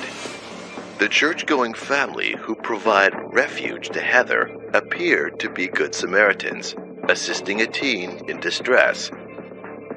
And just when the investigation seems to be turning ice cold, Detective O'Neill gets a phone call that flips the case on its head.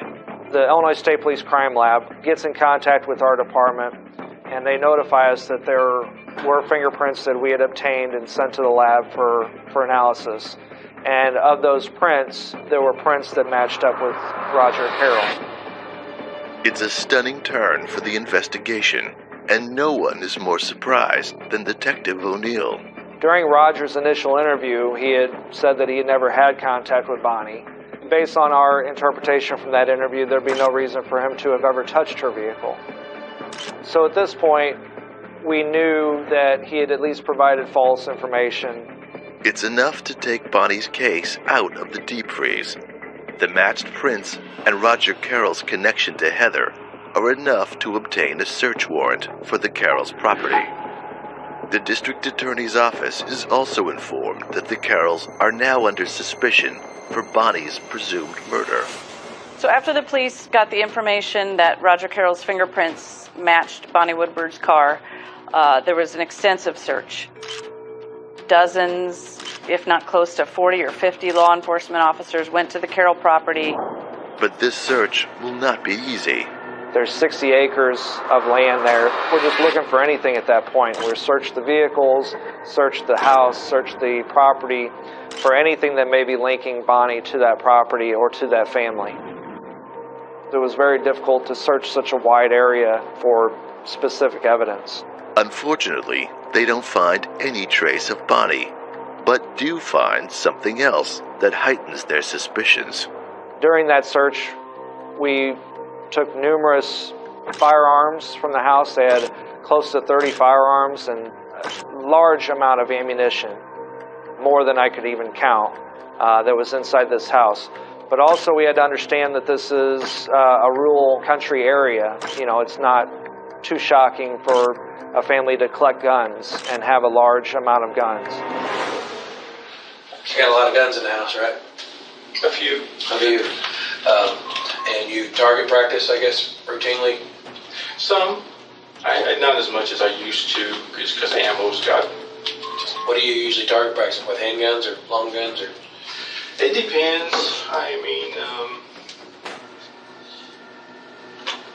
a little of each. And it was at that point Roger was interviewed, and more specifically this time, had he ever had contact with Bonnie? Had he ever touched her truck? Any chance your fingerprints would be on Bonnie's car? On the driver's door? Like all over it? Oh, no way. No. No chance? No. Okay. And then when faced with the situation of fingerprints of his were on her truck on the driver's side door, basically in the same area that it was reported that this unknown person was talking to her at the end of her work shift, why were those prints there? Any chance your DNA would be all over that driver's door? No. No way. And how do we explain it if it is? Then I've been framed. I mean, no, there's no way that my fingerprints are on that car door or my DNA is on that car door. There just is no way. Your prints are on that door. Confronted with this damning fingerprint evidence, Roger doubles down on his story. His explanation was they weren't his. He had never touched her truck, and the only thing he can come up with that he was been framed, and no other explanation to show for why those prints were there. Roger Carroll was charged with a felony obstructing justice, and that was pretty much the end of the conversation at that point. Investigators have to answer a confounding question. Why would Roger Carroll want to kill Bonnie Woodward? Could Heather have encouraged him? Investigators interview Heather, who is now attending college. Has there ever been any point where he has ever seen Bonnie that you know of? No. Has there been any point where he has ever seen her car, at least? So in that interview, we made it clear to her about the fingerprint that were found on the truck. What we're trying to tell you right now, there's new physical evidence in this case. That's why we're recontacting you. Okay, and this is what we need to know. There is no reason for his prints to be on Bonnie's truck. No, there's not. She seemed genuinely shocked that there would be that contact. She didn't know of any circumstance in which Roger would have ever touched her vehicle. O'Neill is unable to prove conclusively that Heather has no knowledge of what Roger Carroll did on that day in June when Bonnie disappeared. I don't want them to come back in their interviews right now and say that Heather told us to do it. No, I didn't tell him because I don't want nothing to happen to Bonnie. Under questioning, she denies any involvement and seems very distraught by the possibility that Roger has something to do with Bonnie's disappearance. Without a body, a murder weapon, or a witness, Detective O'Neill's hands are tied. Ultimately, if something did happen and there was foul play, trying a homicide without a body would be very difficult, and it's difficult to prove. So having only the fingerprint and a few conversations wasn't enough for us to push it over. Sharing this disappointing reality with Bonnie's family dredges up hard emotions. Those conversations I had with the family was very difficult during that time, and the years that had gone by without any new leads and nothing else. And at this point, the Carroll family had shut down. They did not want to speak to us any further, and we knew that There was nothing else that we could do at this point other than just wait. And once again, the Bonnie Woodward case goes cold. Until a special prosecutor takes up the case file, almost by chance. I was with the Madison County, Illinois State's Attorney's Office for 18 years. I personally became interested in cold cases that were in my office at the time. And I asked my supervisor if I could begin looking into some cold cases. The Bonnie Woodward case just happened to be the first one I pulled out. After steeping herself in the facts, Jennifer Mudge is certain that Roger Carroll has gotten away with murder. All we had was his prints on her car, and we did not have her body. Faced with the same challenges Detective O'Neill confronted 8 years ago, Mudge realizes there's not much she can do. But 2 months later, she receives a phone call that changes everything. They called me to tell me that Roger Carroll had attempted suicide. He had committed a domestic battery on his wife, Monica, and then he had walked off into the woods, injected himself with insulin, and a Jersey County Sheriff's deputy found him unresponsive, near death. He was taken to a hospital and arrested for the domestic battery. And at that point, we thought this may be our time to try it again, to see if there's anything new that we can establish, to get going with this case again on as far as Bonnie's disappearance. This may be our only opportunity to continue forward. But it's not Roger he wants to focus on. It was after that we reached out to Monica and ultimately explained to her our situation in the case. She was willing to speak to us at this time. Investigators learn that Monica is divorcing Roger for infidelity. We have been living separate in the home. Okay. He actually moved out of the bedroom, went to a separate part of the house. He connected up with a woman at work and had an affair. And given the current state of her marriage, she's now willing to tell them everything she knows. If Roger Carroll gets out, I am scared to death that he will come after me.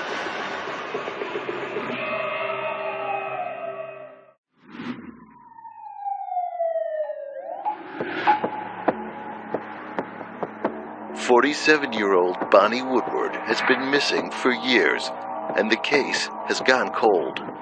With no body, the only piece of evidence, a set of fingerprints belonging to Roger Carroll, are not enough to convict. I mean, no, there's no way that my fingerprints are on that car door or my DNA is on that car door. There just is no way. Your prints are on that door. But now, a new investigator interested in the case has stumbled onto a twist in Roger's life. He's just tried to commit suicide, and his wife Monica has some shocking information about him. She was able to discuss several situations and circumstances with Roger, ultimately saying that Roger never came right out and told her that he is responsible for Bonnie's disappearance or death at the time. He told me he didn't have anything to do with it. And so I believed him. At that point in my marriage, she talked about a large fire that was being stoked on the property. There was a big brush pile that he just burnt for a long time. And I'm talking days. How far was this from the house? Pretty close. Monica's suspicions alone are not enough to move the needle forward. So, they turn to another family member who may now feel free to talk with Roger behind bars. We had a meeting, the investigators, myself and my co-counsel, and we thought the first person we would want to speak to would be the son. Because at the time of Bonnie's murder, the son was 16 years old. So fast forward 8 years later, his mom has just been beaten by his dad, and he might have some things to say about something that he saw back in 2010 that he, as a 16-year-old, would not have wanted to say. But Nathan is unwilling to speak with detectives. However, he is willing to testify for a grand jury on one condition, that he be granted immunity. Nathan's testimony is nothing short of explosive. He claims that his father became increasingly enraged with Bonnie's alleged mistreatment of Heather and made it his mission to save her, unbeknownst to the runaway teen. His dad told him that Bonnie, Heather's stepmom, had to go, that she was going to bring bad things their way, and that they had to take care of it. They stopped by Bonnie's house. They stopped by Bonnie's work. His dad specifically commented, "Good, she's at work." They went back to the house. His dad trimmed his beard, put a ball cap on, trimmed his fingernails, got one of the guns in the home, and left.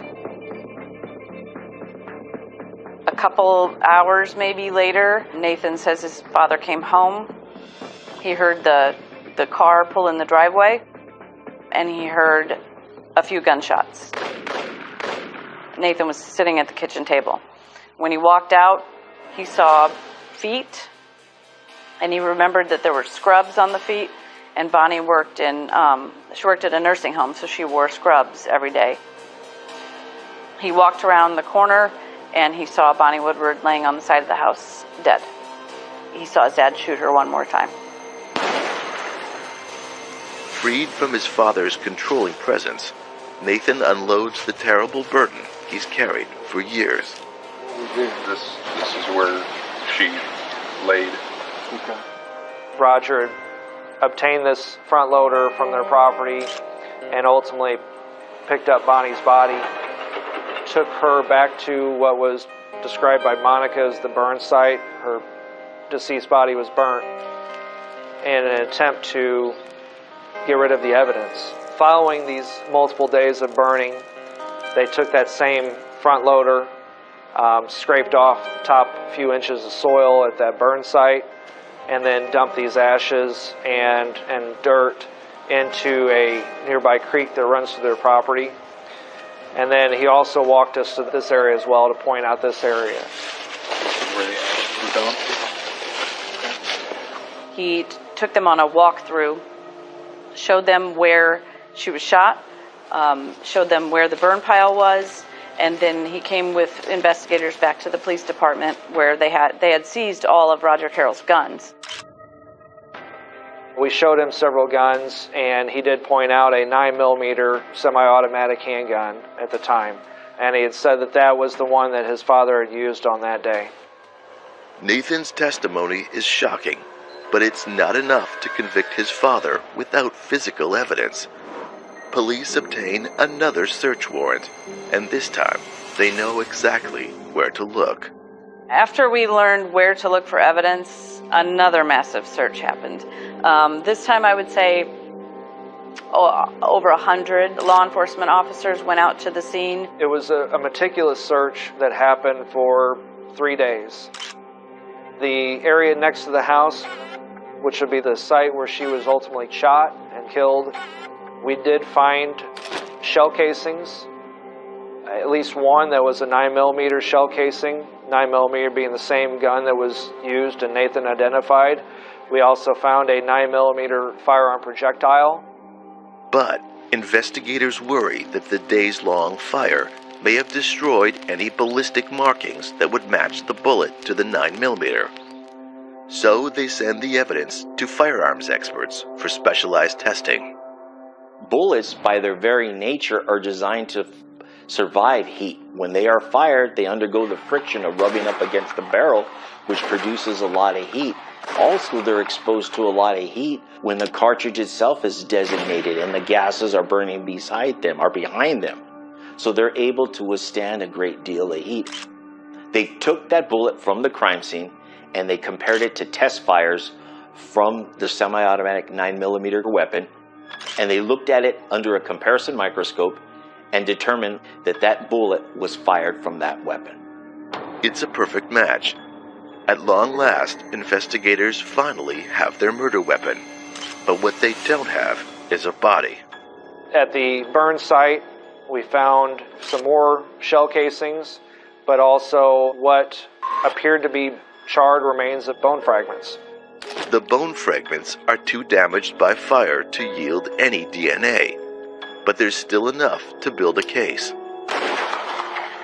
On the strength of ballistics testing, along with the fingerprints and Nathan Carroll's eyewitness testimony against his father, Roger Carroll is finally charged with the murder of Bonnie Woodward.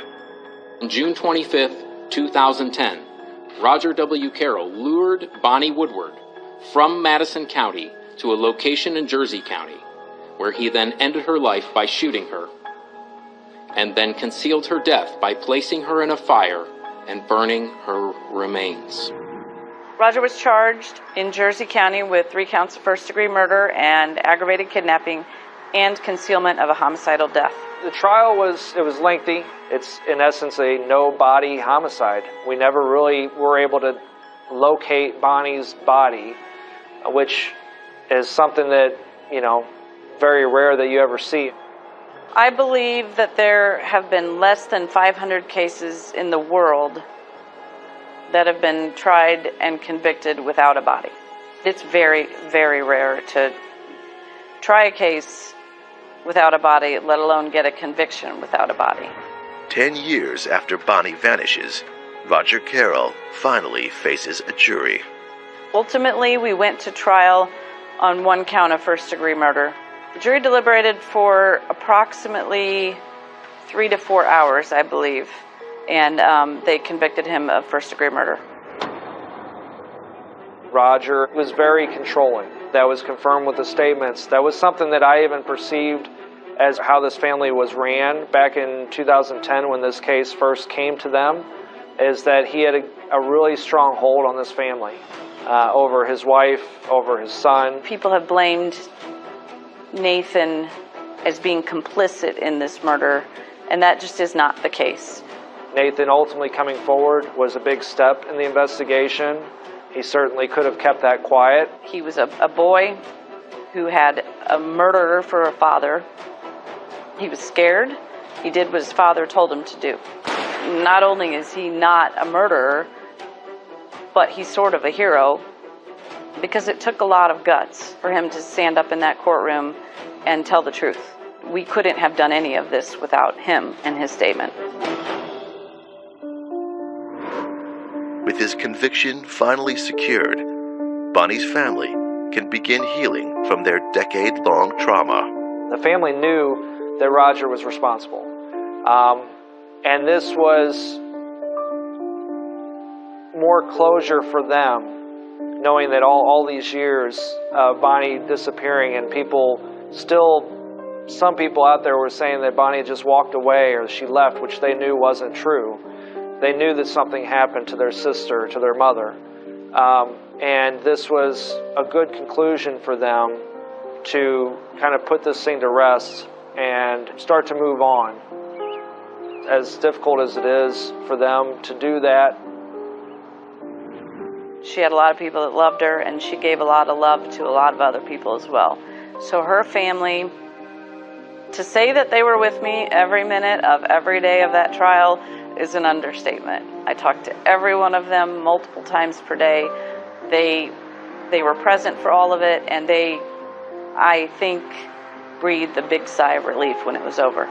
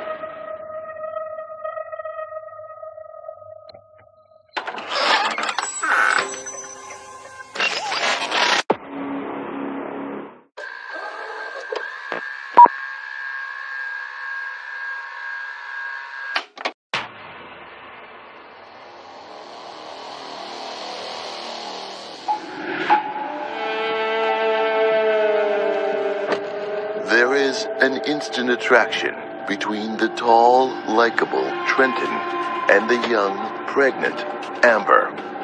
They went to dinner and they never spent a night apart after that. When secrets start to pile up, things can turn deadly. especially when someone is about to lose everything and has easy access to a gun. The definition of a sociopath is someone who lacks a conscience or the ability to empathize with others. A murder that shakes the very foundations of small-town America and leaves everyone asking why.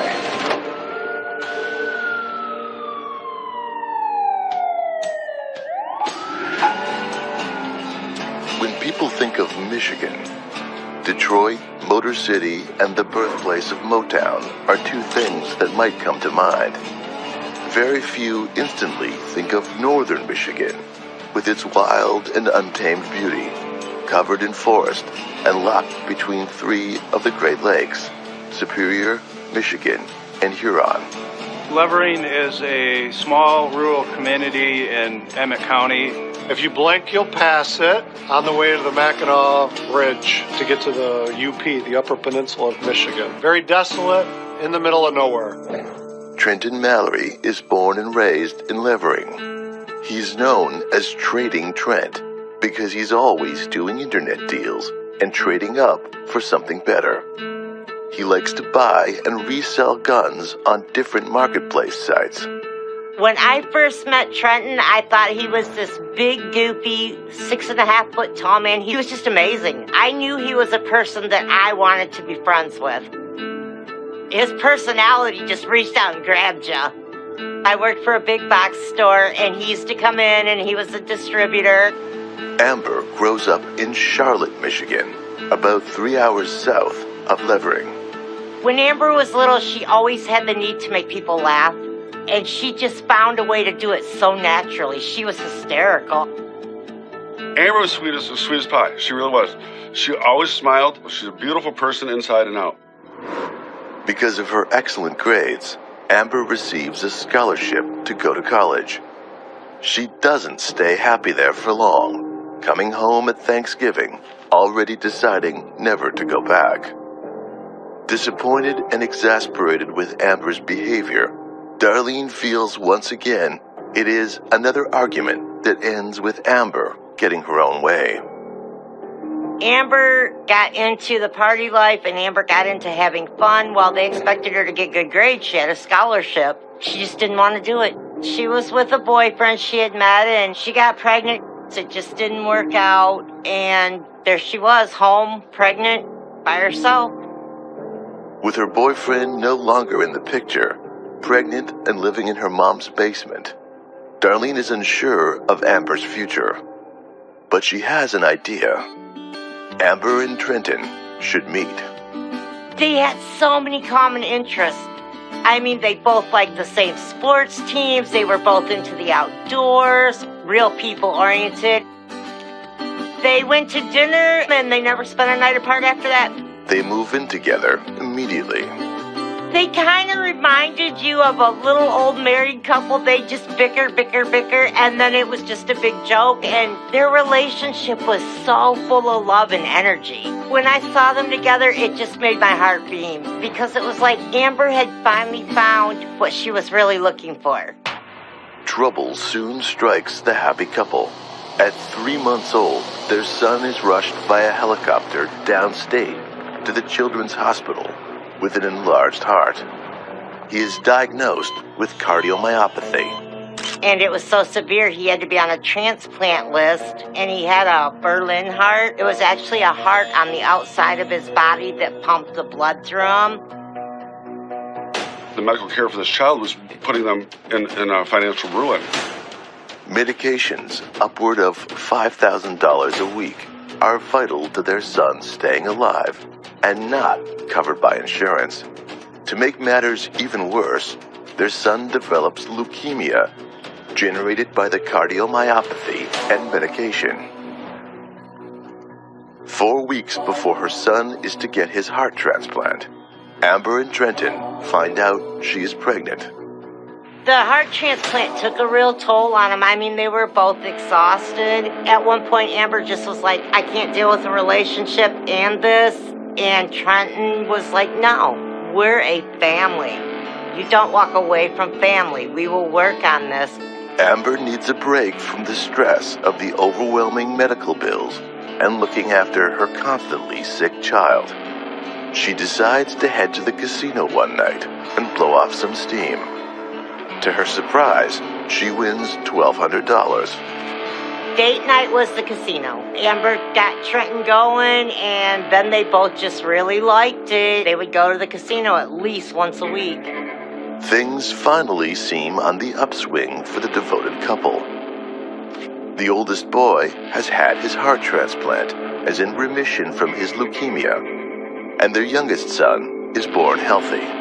It just made my heart beam, because it was like Amber had finally found what she was really looking for. Amber didn't just, slide over the bar. She wanted to be the best. She wanted to be the best mom at school. She wanted to be the best partner to her husband.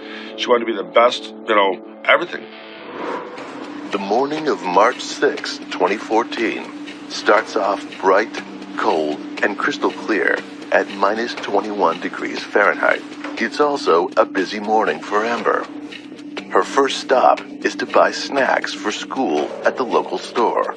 Amber had left the residence that morning to take her kids to school. She left about 7:05 a.m. When she left, Trent was sleeping in bed. Normally they took the bus. This morning she decided to drive him to school. She went to a small store in Pellston where she purchased a snack for her son to take to class that day. Next stop is to take her younger son, who has been sick for a few days, to the local clinic. And while she's sitting there waiting for her son to be evaluated by the doctor, she texts Trent at about 9:13 a.m. with no response from him. After they leave Quick Care, they go to pick up a prescription for the son. Amber makes her last purchase at 9:46 a.m. before heading off to her sister Amy's house for a quick visit. Amy lives with her partner Mike, about 20 minutes away from Levering, but no one is at their place, so they head home, arriving at around 10:30. Little does Amber and her son know what is waiting for them at their home.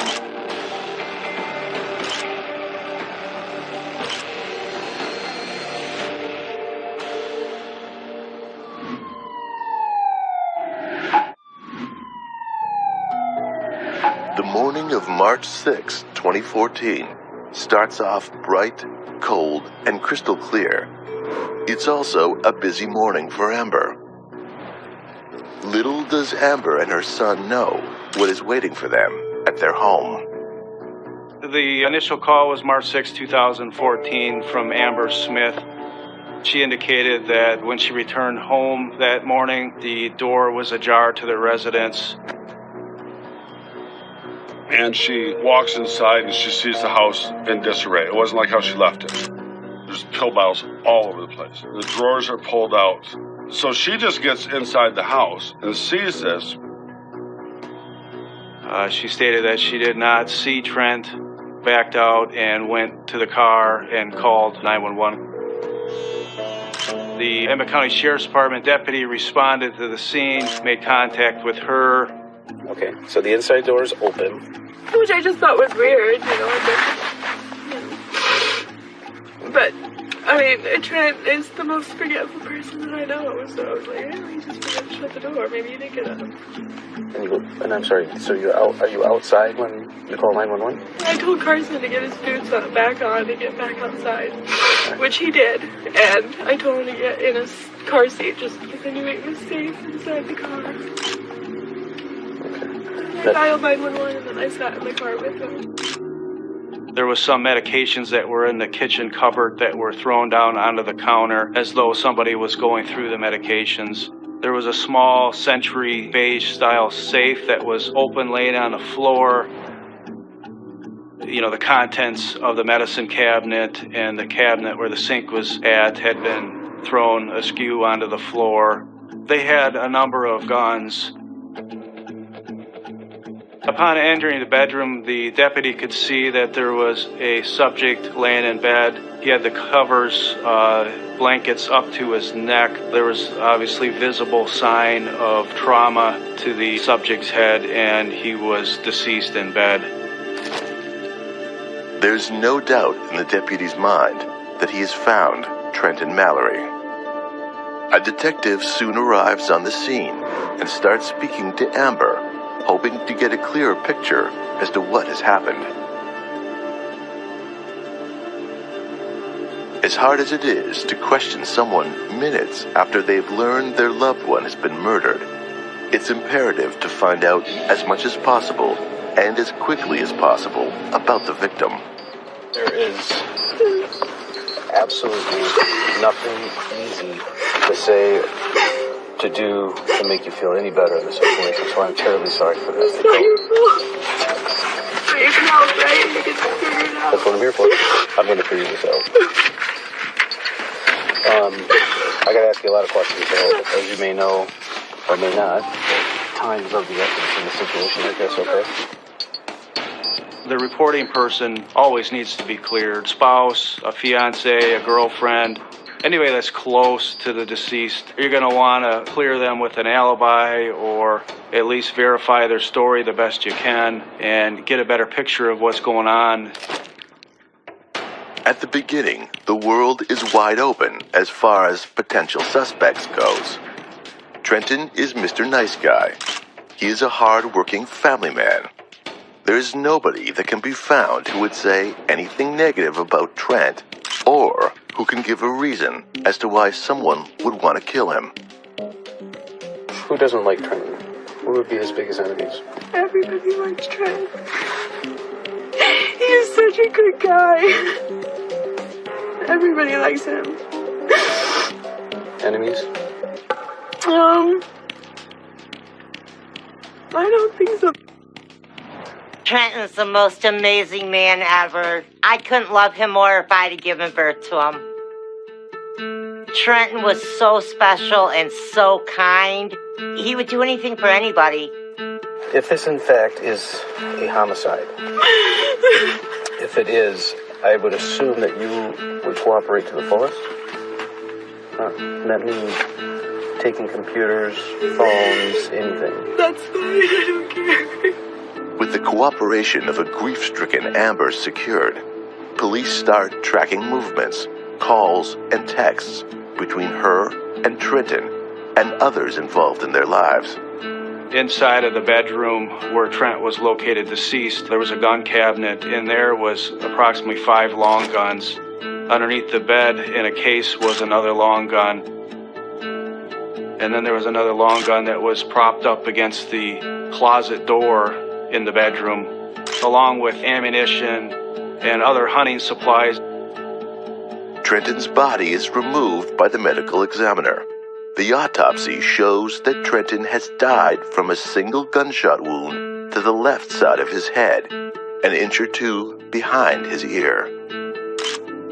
The projectile used to shoot Trent was a .22 Super X long rifle bullet. The spent projectile removed from Trent's head at that time by the autopsy appeared to be .22 caliber, which would be consistent with the empty casing found next to the bed. Medical examiner placed the time of death on March 6, 2014 at 9 a.m. And based on the alibi that was presented by Amber Smith at that time, she was not at home at 9 a.m. as the time of death that was indicated on Trent's death certificate. Police officers came and knocked on my door and asked me if I knew Trent Mallory, and I said yes, and they told me that he had passed away. And I was like, where did the accident happen? And they're like, he was murdered.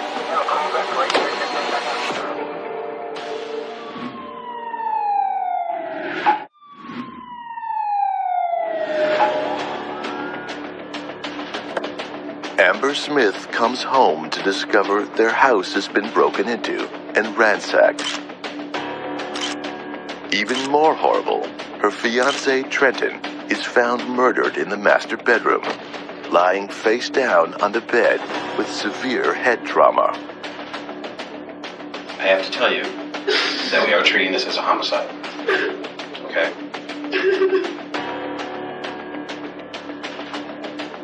It was very plausible that this was a break-in, and Trent just did not wake up, and somebody actually shot him while attempting to steal stuff from his house.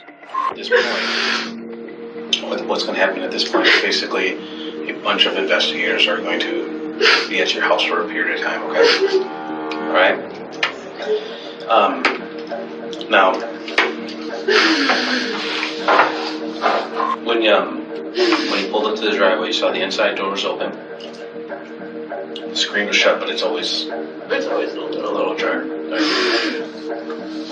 When you walked into the house, did you yell for Trenton at all? No, because I didn't know if he was still sleeping or not. So. Okay. The world was wide open as far as to potential suspects and who would want to kill Trent, who would want to break into their house, who would know that Amber and the kids had left at the time they did. So it was a matter of digging into Trent's life and to Amber's life and to the family's life, just to see, is there something that we don't know about? Is there's something going on? Detectives begin coming up with various scenarios and suspects, and slowly start to eliminate those with an alibi. How did the person get in the house? Was there forced entry? Did they break into the house? I mean, how did they gain entry to the house to commit this crime? They're way out in the middle of nowhere. There's so many people that he's always dealing with from work, and people swing by, and he tells me who they are, but if you understood Trent, there are so many people that he knows and that know him, and, you know, they'll stop by or will swing by someone else's house. So. Trenton was buying items like from sporting goods stores, trail cams, and, you know, different kind of weaponry, you know, hunting rifles and hunting gear. And he was buying them and then selling them on Facebook Marketplace. They kind of started looking at that aspect of Trading Trent was his nickname, that maybe he just got in with the wrong person. So we're basically in the middle of nowhere, right? Basically in the middle of nowhere. And why, if I were to tell you that it's a possibility, okay, that somebody caused the death to Trenton, who do you think would do such a thing? Nobody would do that. Trent buys and trades a lot of stuff, so there's always people coming and going, buying stuff or selling stuff. People involved in the trading and bartering world are not always what or who they seem to be. Many people post items for sale with descriptions that are not always accurate. The old saying, buyer beware, still rings true, especially when buying, selling, and trading guns and ammunition. Occasionally, stories of deals gone wrong will reach police. Her husband says that Trent had told him that he was dealing with a person down in Big Rapids with guns. That guy was so mad. Trent was mad too because he drove out there, and it wasn't just for a gun. She had a tractor for sale, like a garden tractor, and they were selling it really cheap. And then I was like, okay, well, if it, runs fine, then we'll definitely buy it. And he got there and said that he didn't want to buy the tractor because, it wasn't in the shape that he thought it was in. He just started yelling at him and swearing at him. And yelling at Trent? Yeah, and Trent was like, well, I'll still buy the rifle or the shotgun from you, but, I don't want the tractor. And they just went off on it. Okay. You know the names of these people? I have no idea. I know they blocked us on Facebook, so we couldn't even see their phone. People are selling guns, they use guns to trade and barter in rural areas. None of those guns were taken. They were just left there. I mean, if anything, you can get money from guns, but they were left behind. They had TVs, they had trail cams, they had hunting equipment, they had a lot of guns, all things that would be particularly desirable for somebody who had a nefarious intent, okay? They had some money. They did have some cash on hand, that there'd been a big fundraiser in the area, and they'd gotten some cash. And they had drugs, okay? Not street drugs. They weren't like that, okay? But they had drugs that were marketable, maybe. Guns, money, and drugs, that's what drives the world, right? That's a red flag. Why would somebody break and shoot somebody and not take anything? Well, it's telling me somebody wanted somebody dead. If the motive is not to steal anything, what other reasons would someone have to want Trenton dead? Is there a reason why anybody would want to take Trent out of the picture? And we really struggled to find too many people that really fit that bill. We did learn of that Amber did have an affair within the last few months prior to that. After the transplant, she had started contacting a previous boyfriend and started, doing things that just were so out of character. It was like she needed to escape her own life. And it didn't turn out very well. How well do you know Ryan Hunter? I used to work with him. How well do you know? He cheated on his wife with me. I didn't work there. Okay. And when was the last time you contacted him? I talked to him 2011. 2011? When was the last time you talked to him? We talked on Facebook. Maybe it was 2012. I don't know. It was a couple of years ago. Right. Well, it was 6 to 8 months ago. Excuse me? Correct. We have those. 6 to 8 months ago? That's correct. Law enforcement always has to make sure that anyone having an affair with the partner of someone who is murdered is also not an accomplice or guilty of that murder. In short, to eliminate the affair as a motive for the murder.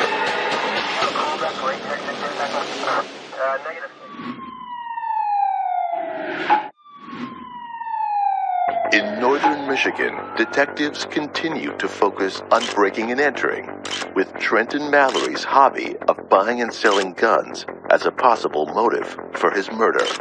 Why would somebody break and shoot somebody and not take anything?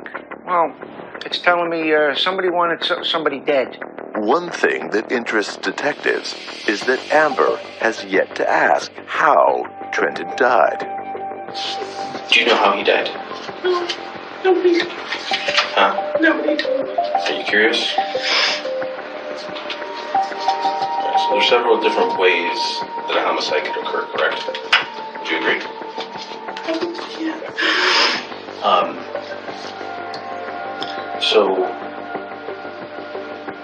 So he was shot. But it appears that he was sleeping when this occurred. Hey, look at this from the detective's point of view, okay? We're in broad daylight. Yes. A house in the middle of nowhere, right? There's a truck parked in the driveway, okay? The door's open. There's neighbors, all right? And then all of a sudden a person is shot in his sleep at the house. Does that sound odd to you? We interviewed Amber, and the details changed. There was just little things that would change over time because it's hard to keep track of all those inconsistencies, which, made her a prime suspect, but certainly didn't put us over the top where we could charge her at that point. Another thing detectives are soon able to rule out is whether this is a burglary with narcotics being the primary goal. It's been observed that the kitchen cupboards and medicine cabinets have been gone through, and prescriptions and pill bottles scattered everywhere. I see a lot of medication in there. Who's that for? There's antibiotics in there. I had a bunch of dental work done. Marshall takes meds. We buy a lot of over-the-counter cold products and stuff when they're 88 cents at Walmart. Oh, it's just a bunch of random stuff. Her son had a lot of medications, being a transplant person, and they thought maybe if he had narcotics or something, but these medicines were very dangerous for anybody who didn't need them. But they thought maybe it was for the medications, because we do have a lot of drug problem here. It's like a safe, like a fireproof safe, and that's open. Is that usually locked? Well, it's locked, but the keys sit right on top of it. Like, we're not real safe about it. Okay. What? I mean, if we leave somewhere, we take the keys with us. Like, if we go, away for a day or two. Or if, like, someone comes over to babysit, we put the keys away. But usually the keys are just sitting there. What could they possibly be looking for in there? I mean, they're opening up the safe, they're going through drawers. The person's going through a lot of different things. I mean, we've got guns in there. Trent's hunting rifles and stuff, and he's got a couple guns that he would trade away. So, if I was a bad guy and I wanted to walk in there and get something, I mean, we keep money in the house. People know that we normally have cash on hand if we need something. okay, who are these people that know that? I don't know. I imagine if you said that somebody got into the safe, that they took our money, which, whatever. But I don't know why anybody would hurt Trent, because if they needed the money that bad, he would just give it to them. One of the big challenges detectives face is the discrepancy in statements between family members and friends. Often, people remember things differently for a number of reasons. Some of those reasons are innocent, others are not. In the case of Amber's statement, things are not adding up the way they should. Sound like you guys had an amazing relationship. Wow, it was. I mean, I've known Trent for a long time. We went on a blind date 10 years ago. And I chased that boy, and, he just didn't want anything to do with me. And, we were the greatest friends. But then I decided to go off and get engaged to somebody else, and then all of a sudden he was interested in me. It was fun, and then Marshall came along, and, he loves kids. Like, there's nothing in this world that Trent ever wanted more than to be a dad. Like, he just always wanted a house full of kids. We realized that we know each other better than most married couples know each other because we were best friends. And, we tried to date, and then the stuff happened with Marshall, and, it was just too much stress for me, like trying to deal with a dying child, and I was pregnant. But then after Carson was born, we figured it out. Investigators are having a hard time reconciling Amber's insistence that this is a burglary gone wrong with the facts of the case. Amber tried to claim that this was a burglary. There were a few things that were disheveled. The victim was killed with a .22 rifle.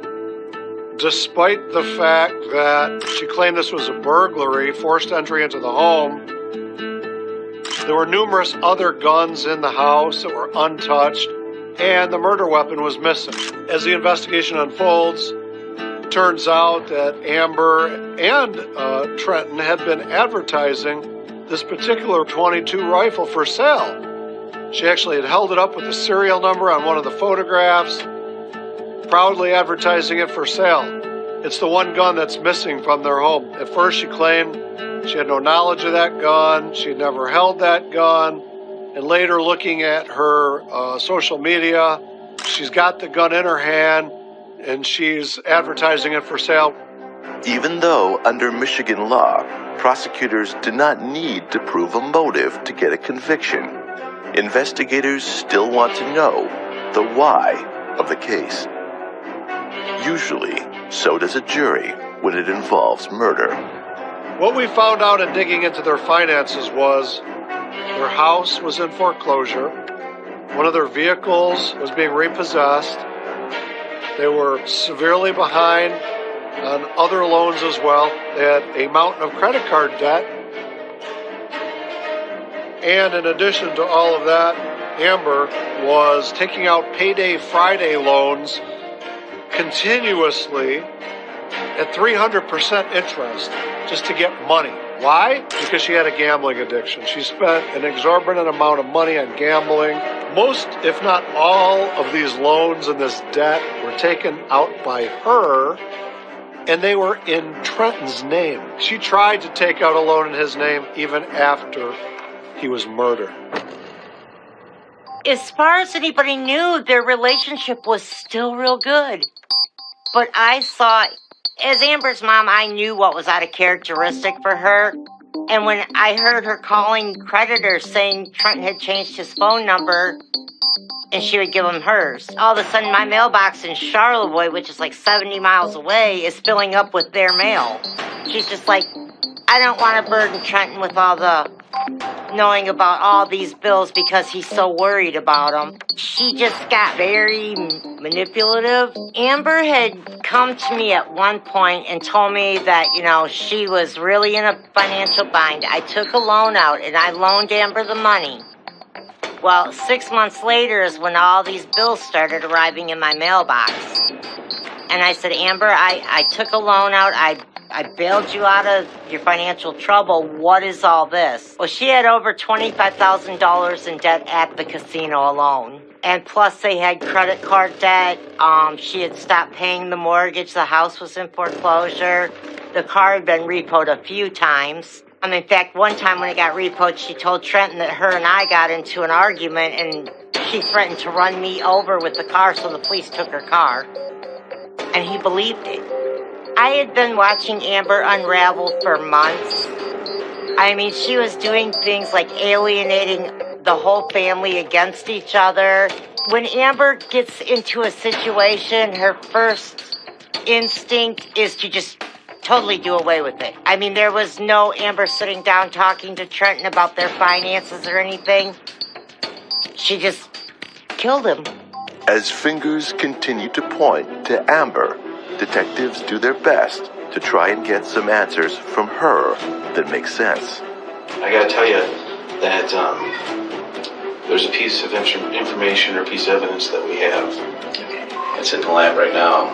We're there. I can't tell you. I mean, it could be anything from, you know, blood, fingerprints, shell casings. I can spend 22 shell. If you have a fingerprint, I spend 22 shell, or DNA in a 22 shell. Okay, those type of things. All right, and we found the spent shell that was used. Okay, there's DNA. All right, is there any possible way that your DNA could be on that shell? There's a lot of 22 shells discarded at my house. I mean, we were shooting a 22. We know that that shell is the shell that was used to strike Trent, okay? What I'm asking you is a simple question, though, right? Is that 22 shell the one that we have, okay, that potentially has a fingerprint and DNA on that shell? Is that going to come back to you?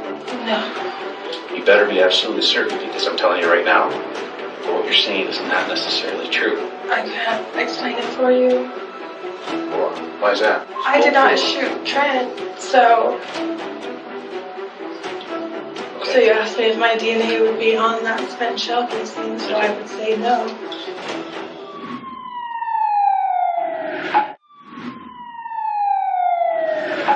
In northern Michigan, Trenton Mallory has been murdered, and his fiancée, Amber, is under suspicion. I mean, there was no Amber sitting down talking to Trenton about their finances or anything. She just killed him.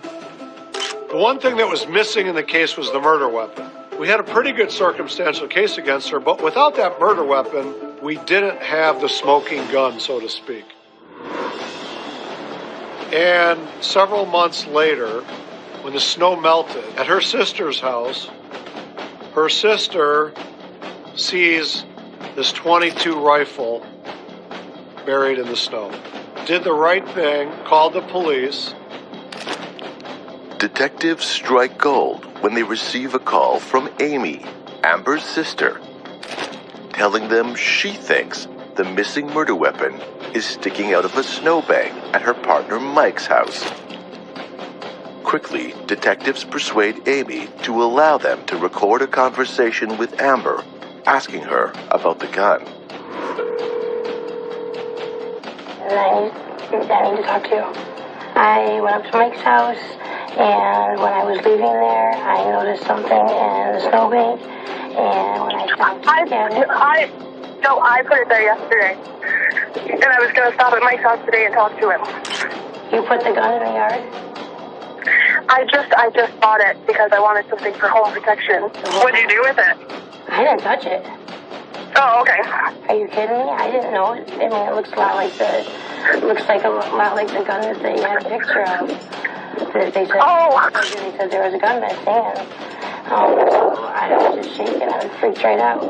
If you could go like right tonight and get it because I just got to get out of there. All right, I'll be there with you.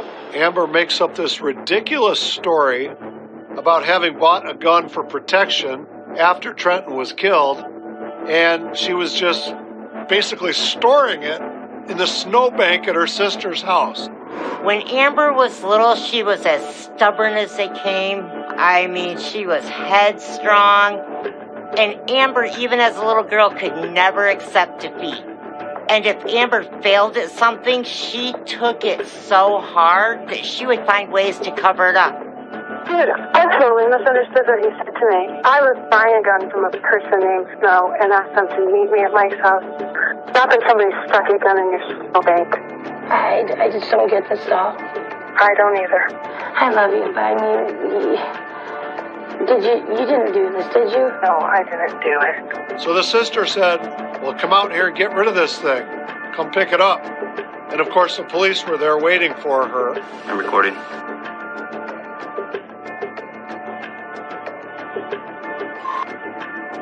Amber does show up in her vehicle, which is recorded, and you can see she gets out of her car and she's kind of looking around, and she's physically starts to use her hands to dig in the snowbank looking for the rifle, but it's unable to locate it.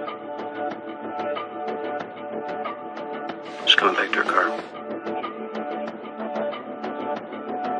It was no longer there because the police had removed it. They confronted her about it, and of course she did what sociopaths do. She lied and denied anything.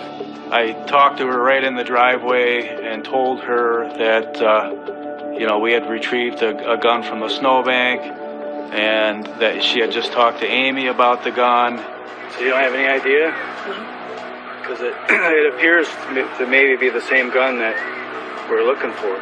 That's what she told me. Well, this is the point right now, Amber, that her story's starting to unravel. Okay. We've told enough things that are half-truths, untruths, and just flat-out lies at this point that they're all coming back to bite you. You don't have an explanation this time. You put a murder weapon inside your sister's snowbank? I didn't. You didn't? You didn't put that gun in that snowbank? We've now collected the murder weapon that killed your fiancé out of your sister's driveway, okay? And where do you think that is right now? I have no idea. That's at the lab being processed for a lot of different things. She denied knowing anything about the gun being in the snowbank. So no matter what you confronted her with, she just denied. When a gun is recovered, before it comes to the lab for an analysis, it's sent to another lab. It's sent to like a serological lab where they swab the gun for DNA and fingerprints. Now keep in mind, this gun was in a wet environment, was in snow. Your probability becomes lower to try to get any kind of physical evidence. Not impossible, you still can, but it's very difficult. I believe in this particular instance, they did remove some fingerprints off of it. They had her prints on file, and they compared them to Amber's prints, and they found out to be a match. In a case like this, you want to have all that forensic evidence processed before you actually make arrests. So in this case, we chose not to because we were still waiting. Now that we had the rifle, they could do the test firing of the rifle. And in that process, they're going to compare the firing pin from that rifle to the firing pin from the casing that was retrieved out of the bedroom where Trent was killed, along with the actual spent projectile that was removed from Trent's head with the rifling of the rifle itself. Once you have those pieces of the puzzle, it becomes very clear that rifle retrieved from the snowbank is the same rifle that was posted by Amber and also was the one that killed Trent. In her alibi, in her recitation of the events of that morning, Amber clearly detailed where she had been. And one of the places she said she stopped that morning was her sister's house.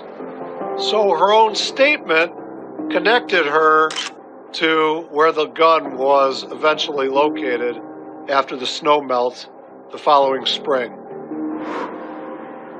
The ballistic analysis confirmed that the casing located in the bedroom next to Trent's body was matched to the rifle, the 10-22 Ruger rifle that was recovered from the snowbank. The projectile removed from Trent's head was also matched to the 10-22 Ruger removed from the snowbank. And when the gun was retrieved out of the snowbank, there was actually a live round in the chamber that was ejected, which was consistent with the same ammunition used to kill Trent. Amber committing the crime was all about she couldn't admit that she had really messed up. You know, they were losing their home and everything, and Trenton had no idea. She had hid it from him so well. I guess I can't get inside Amber's head for why she killed Trenton. After talking to her numerous times, she is a total narcissist. It's all about Amber.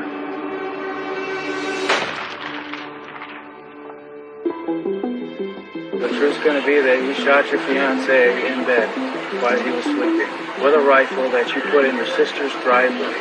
It's going to make you look like this cold-blooded killer that thinks about nothing except herself. When the gun was found in the snowbank and turned over to the forensic laboratory, the case basically turned into a slam dunk against Amber. At that point, it was frosting on the cake. There was indisputable evidence at that point that Amber was guilty. Even Amber's perfect alibi, which she has so carefully constructed, would not stand up in court. We got a guilty verdict, I would say within a half hour. Amber Smith was convicted for first-degree murder and felony firearm. Now, that conviction is an automatic life sentence without parole. She is getting sent to prison forever, and it's never going to be out in her lifetime. I'm 100% sure she's guilty. I felt like I lost a son and a daughter. Everybody said he was the nicest guy in the world. He was the best father, not only for his own son, but her son as well. Never in my wildest dreams did I think she was capable of taking a life. Especially someone like Trenton, who gave her the world.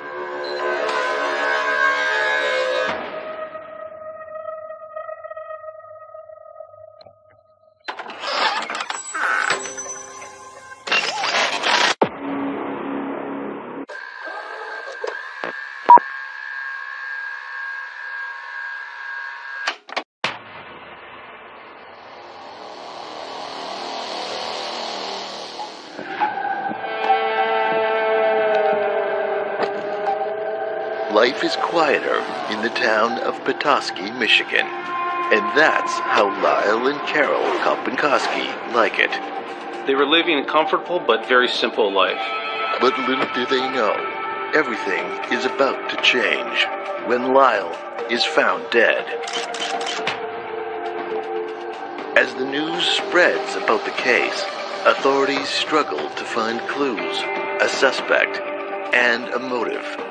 We don't have carjackings. We don't have inner city crime here. It was highly unusual. Police aren't sure if they're dealing with a man who's taken his own life, or if there's something more nefarious at play. Nothing was missing from the car. His coffee was actually still warm in his thermos. As the clock ticks down, investigators rush to find a lead before the case goes cold. And before the truth behind Lyle's death vanishes without a trace.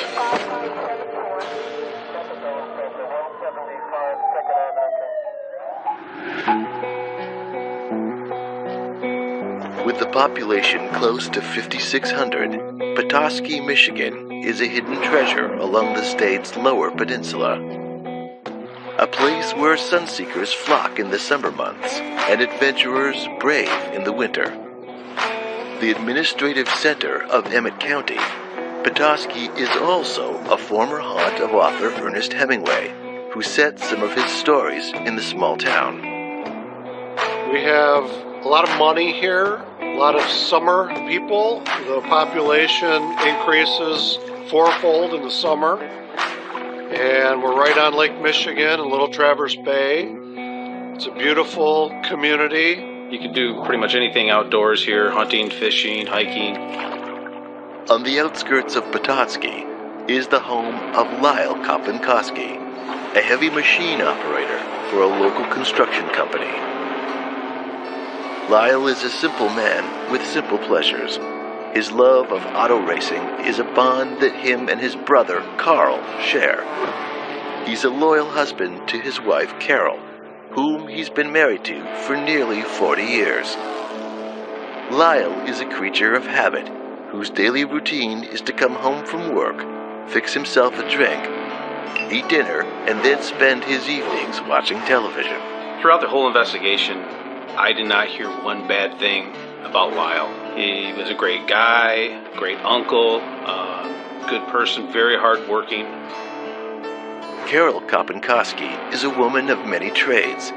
She's taken on several careers throughout the years, including owning a restaurant, which burned to the ground in the 1980s.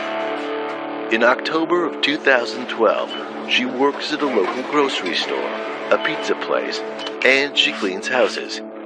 She builds up her reputation around town as a hard worker, someone willing to take on many tasks at once, a trait both her and Lyle possess. And for all their hard work, the Kopinkoskis reward themselves with the things they love most in life.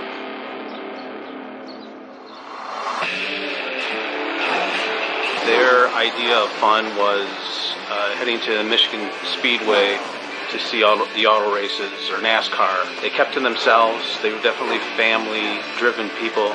By all accounts, the Kopinkoskis are like any other married couple. But their world is tragically rocked on a cool fall day in October of 2012. Earlier in the day, on October 2nd, 2012, Carl passes his brother's truck, which is parked down a country road. Carl is Lyle's brother who lives a quarter mile away from where the truck was located, saw Lyle's truck and did not see Lyle. He slows and examines the scene. Assuming his brother has gone hunting, Carl continues on, but keeps the image in his head throughout the rest of the day. Carol arrives home around 9 p.m. after working all day. Immediately, she notices Lyle's truck is nowhere to be seen. When she enters the house, she finds that Lyle isn't in his usual spot, watching television. She calls out for her husband, but no one answers. Worry then starts to set in, which is only amplified when she listens to the unheard messages left on her voicemail. They're all from Lyle's boss. Lyle didn't show up for work that day. Lyle worked for many, many, many years, and by all accounts was a great employee. Very consistent, reliable, didn't call in sick, never missed days of work, was always on time. Carol calls Carl, asking if he's seen Lyle. Carl hasn't, until he remembers passing by Lyle's truck earlier in the day. They lived out in the country, and, it was not near a lot of other houses or anything like that. There was a lot of space in between them and any neighbors. And Lyle's brother actually discovered the truck there and stopped, I believe, in the evening. It was obviously highly suspicious that his brother's truck was still there many hours later on the side of the road. And that's when the call came in that we possibly had a missing person. The small police force of Petoskey arrive at the scene. Aside from what looks to be an abandoned vehicle, nothing appears out of ordinary at first. There are no noticeable signs of a struggle, no apparent bloodstains, and no visible weapons. Though the scenario of what's happened is still uncertain, authorities know time is of the essence. They need to find Lyle, and fast, so they call in reinforcements. At that point, they called out search and rescue team, where they then would comb what was literally cow pastures, looking for a body, looking for a weapon, looking for any type of evidence that would show Lyle's whereabouts. With police at the scene working to piece together the events of that night, investigators head to the Kopinkoski home, where Carol nervously waits. Carol tells the authorities her and Lyle spent some time in their second home in Allenson, about 20 minutes from Petoskey, over the weekend. When they returned on Sunday night, there was something different about Lyle. Something was off. She explained to me the night before that Lyle had been drinking. Lyle had what she had termed was hallucinating, and she was basically babysitting him. According to Carol, Lyle mixed alcohol with his depression and anxiety medication the night before, rendering him in a strange, hallucinatory state. In his intoxication, he was falling over chairs, had walked behind a television. She had even mentioned that he possibly was going to the bathroom behind the television, really acting erratic. During the time of babysitting him, he had mentioned that he wanted to go to work. He needed to go to work. Well, this was at 2 o'clock in the morning. So she kept trying to get him to go back to bed. But she did make a lunch, as she says she does every day, and make coffee and try to wait it out until it was time for him to actually go to work. Carol tells officers she returns home Monday evening, and only then learns that Lyle didn't make it to work. She calls Carl to see if Lyle is over there. That phone call triggers Carl to investigate his brother's truck. Carol fears the worst. Lyle's depression has worsened over the past little while. What if Lyle has taken his own life? Meanwhile, investigators at the scene continue to scour every fragment of land for something, anything that could lead them to Lyle. But hours have passed, and they're no closer to finding him. Spirits are beginning to dwindle. I think they were just trying to piece together what happened. I don't know if they thought it might be a suicide even. Then, at approximately 12:30 a.m. on October 3rd, 2012, Lyle's body is located. It wasn't until approximately 2 hours later that they actually located Lyle in the ditch, maybe 15 to 20 feet from where they were standing in the middle of the road. The way the ditch was located made it very difficult to see the bottom of the ditch, and so they were not able to locate the body because of the darkness and the way the lights were. We even had a dog in the area that we called out, and the dog was also unable to find the body, but eventually a rescue worker had walked upon it. Investigators are stunned as they try to wrap their heads around the horrific sight before them. As they wait for the medical examiner to arrive, they can't help but ask themselves, could Lyle have died by suicide? Or is there something more malicious going on in the quiet town of Petoskey? Put a knife to the throat of Lyle and basically threatened to kill him. They were looking for a .38 revolver, a murder weapon. There was highlighted pages of how to cover up evidence.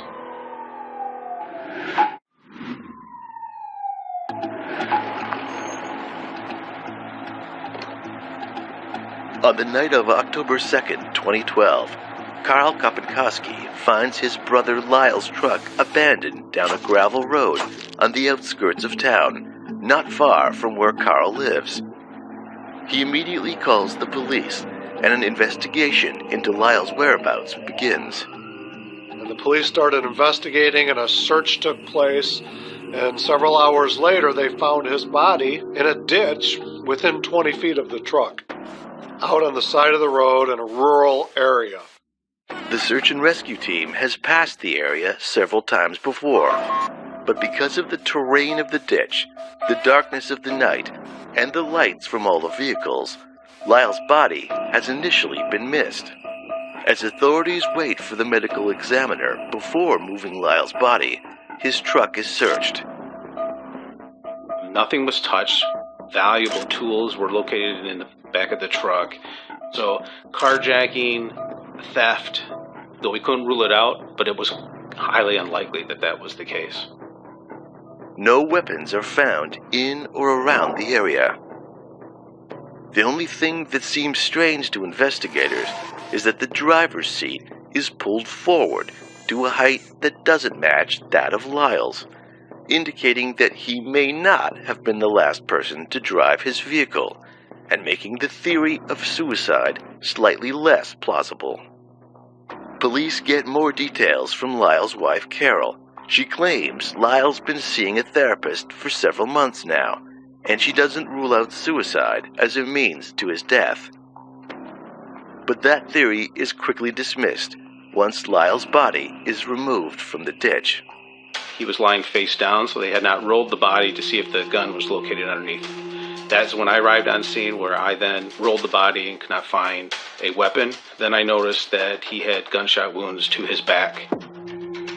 At that point, I called it a homicide.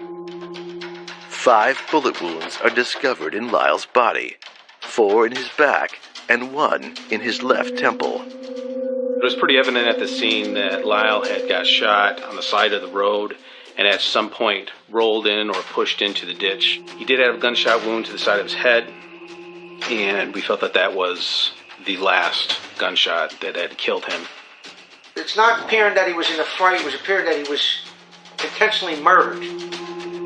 Due to where he was located and where the truck was located, my thought at that point was that he was running away, and that at some point he had seen the gun and he was running away from the threat. Now, with the murder investigation underway, the questions begin piling up. But the one thing on everyone's mind is, where is the gun that killed Lyle Kopinkoski? Recovering a firearm with this particular case, it is close to solving the crime. That firearm will tell you a lot of things before the analysis. Who owned it, if any prints on it, anything like that. Investigators continue examining the scene, sweeping for evidence of any kind, for the murder weapon, or for any bullet casings, but nothing is found. There could be 2 reasons why there are not gunshot cases. One, the shooter could have picked them up. Most of the time, it's not likely, but the shooter could have picked them up. Second, could have been a revolver.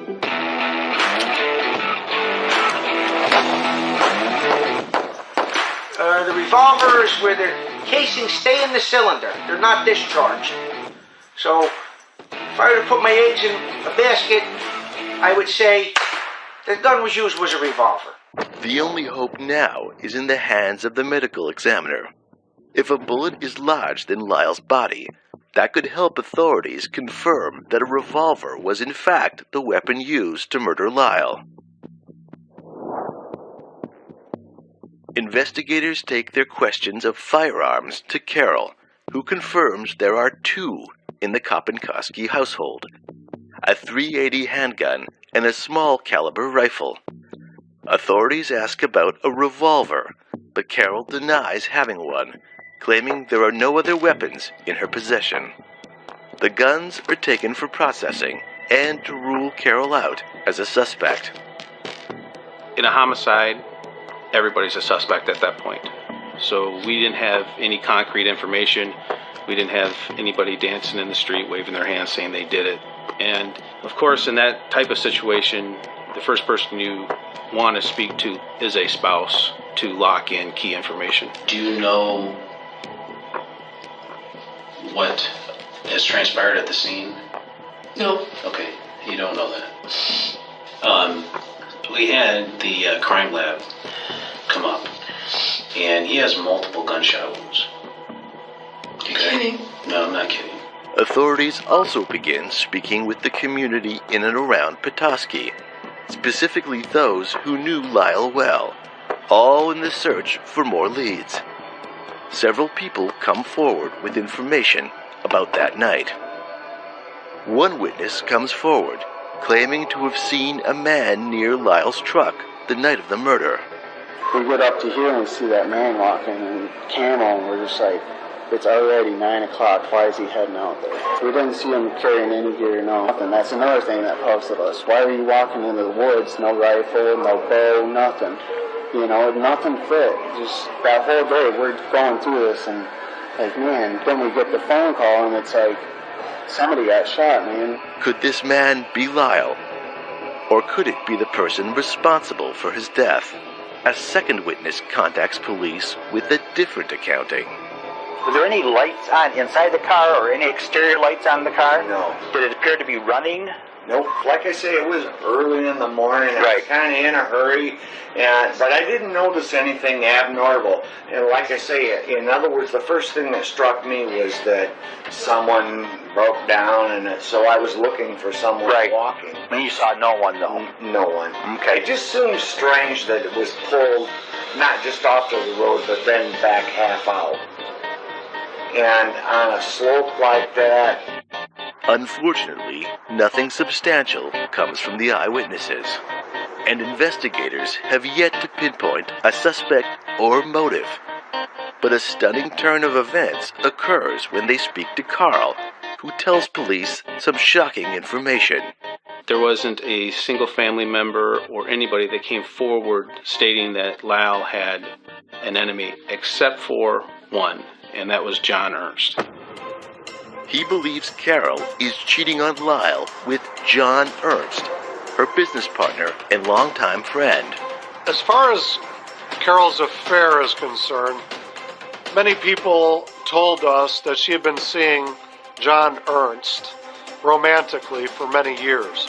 People had seen them together, some of their friends had seen them romantically, staying together in the same room. So it was clear that Carol was having an affair, and the affair was with this John Ernst. Lyle was very aware that Carol had been spending a lot of time with John.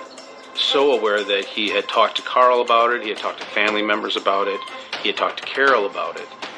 Carol had talked to me and admitted to me that Lyle had been asking about John on various occasions. With the news of what appears to be a happy marriage being anything but, authorities sway their focus onto Carol's rumored lover, John Ernst. And as the investigation digs deeper and word spreads, an anonymous tip leads them to believe they may have found their main suspect. John put a knife to the throat of Lyle Kopinkoski and basically threatened to kill him.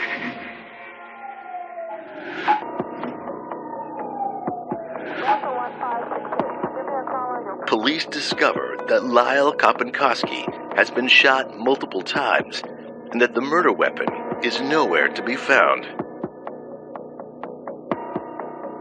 After Lyle's brother, Carl, comes forward with a bit of shocking information about Lyle's wife, Carol, authorities begin to suspect that John Ernst, whom Carol is rumored to be having an affair with, may know something about Lyle's murder.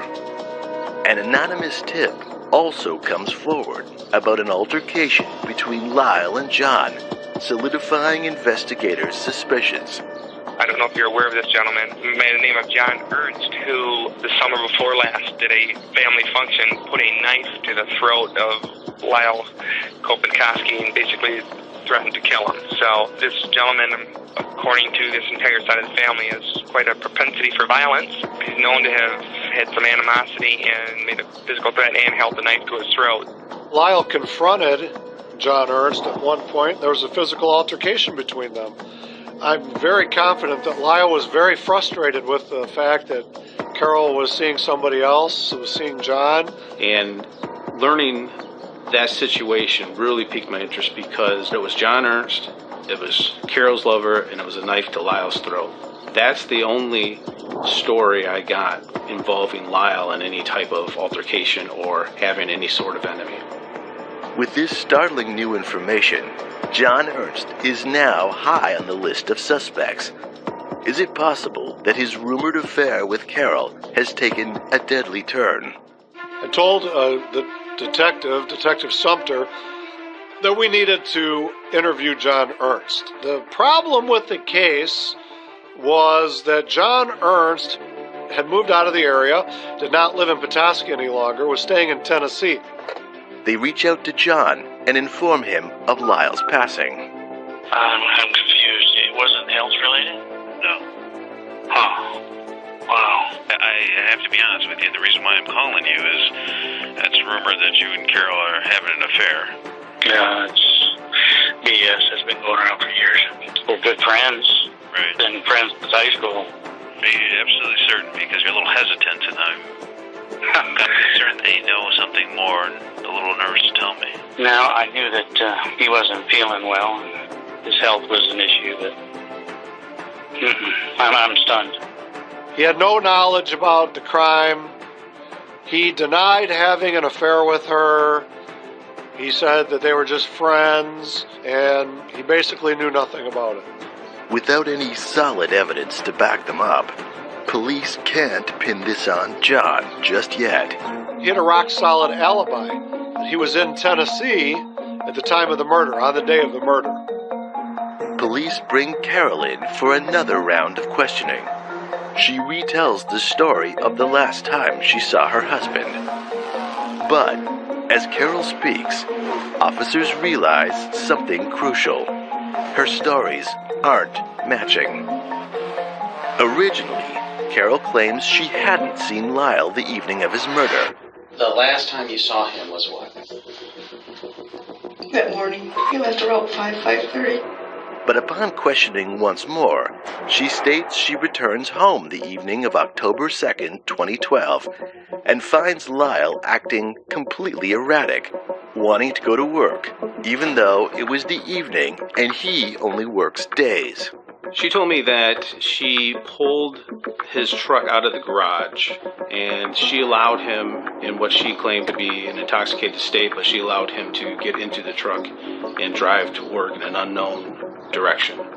That was odd to me. One, the fact that she had actually felt the need to pull the truck out of the garage, and two, letting your husband of many years jump in a truck and go to work highly intoxicated. Well, we think that he was shot earlier in the night, meaning your story wouldn't be true. Do you see what I'm saying? There's no blood in his car, all right? There are no rounds, there's nothing. The driver's seat of the car is pulled way up, okay? Such as a smaller person would have driven that car. Police begin to believe Carol may know more about Lyle's murder than she's letting on. Is there something more that you want to tell me? I don't know what I don't know anything more. I guess I'm just upset that you'd even think I would do something like this. I wouldn't do it. I didn't say that you did. When I'm in here being questioned like this, am I the guilty one here or what? An autopsy is performed on Lyle. The medical team is able to extract several bullet fragments from his body, including one from his back that contains an identifiable groove pattern. The bullet is sent off for further testing, which comes back that it's from a .38 Special revolver. Typically a .38 is a revolver-style type of weapon, the old Chief Special type of .38, but usually a 6-shot. .38 caliber is mid-range as far as size, but it's also a very popular handgun. A lot of people like revolvers, and because you don't leave any shell casings, you don't leave a trail behind, or you take it with you. Whereas a semi-automatic, you got to look for where your shell casings are, and usually you never find them, even though they're supposed to fall right by your feet. Yet no .38 caliber weapon is found at Carol's house, and she denies having one. Police find themselves grasping at straws once more, until another truth is revealed. As the investigation developed, it turned out that Carol Kopenkowski had a .38 revolver, and she had told friends that it would be the perfect gun to use in a crime because it wasn't registered. It was a family member that had seen the gun at Lyle and Carol's house, and it was at that point where Carol had mentioned that it would be a good throwaway gun in a crime. With this shocking turn of events, police speak to Carl Kopenkowski with only one question. on their minds. Of the people in his circle of people that we know, who would most likely be the person that would hurt you best? Carol or James?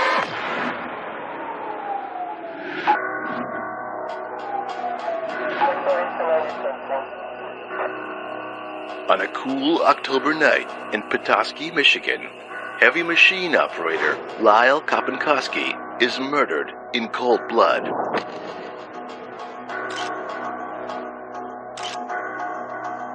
Over the course of the investigation, authorities questioned Lyle's wife, Carol, repeatedly, but her stories from the first night don't match to her current chain of events. Her story didn't make sense.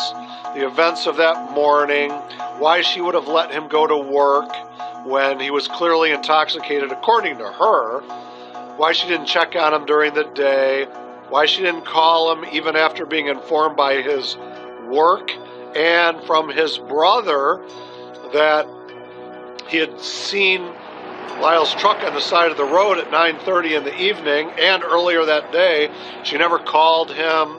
She never tried to make contact with him to find out if he was okay. All these things were very suspicious. To further the case against Carol, a witness comes forward saying Carol owns a handgun that may match the bullets pulled from Lyle's body. The witness further states that Lyle was not a gun person, but Carol is. So our first search warrant was for Carol and Lyle's primary residence on Townsend Road. They were looking for a .38 revolver, murder weapon, and any other potential evidence that she might have been involved in the crime. In that search, we located a couple of rifles. Didn't appear to be anything to do or have anything to do with the case. We found and located a handgun case, but no handgun in it. So we found that very interesting. They did find, however, some books that were highly incriminating, would have been a part of the circumstantial nature of the case. There was a book that I located, and in that book there was highlighted pages of how to cover up evidence. There was another book that was used and also highlighted about toxicology and different plants and different substances that could poison or kill someone without a trace. That was pretty interesting. But of course, at that point, I didn't know, but I was starting to piece things together a little bit more.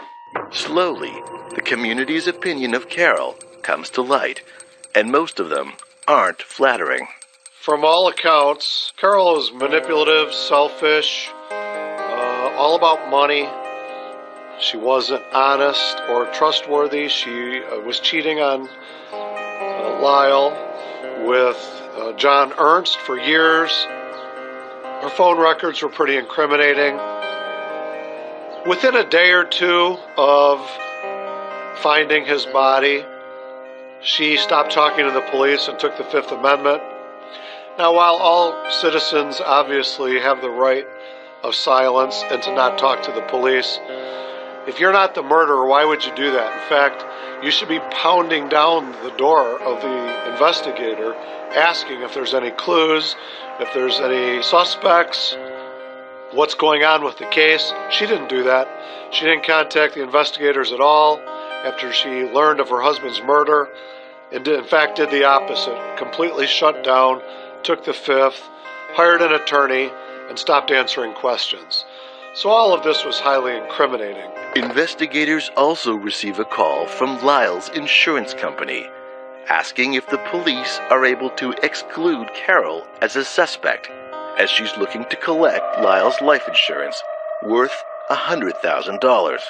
Perhaps she thought there was money there, with insurance money.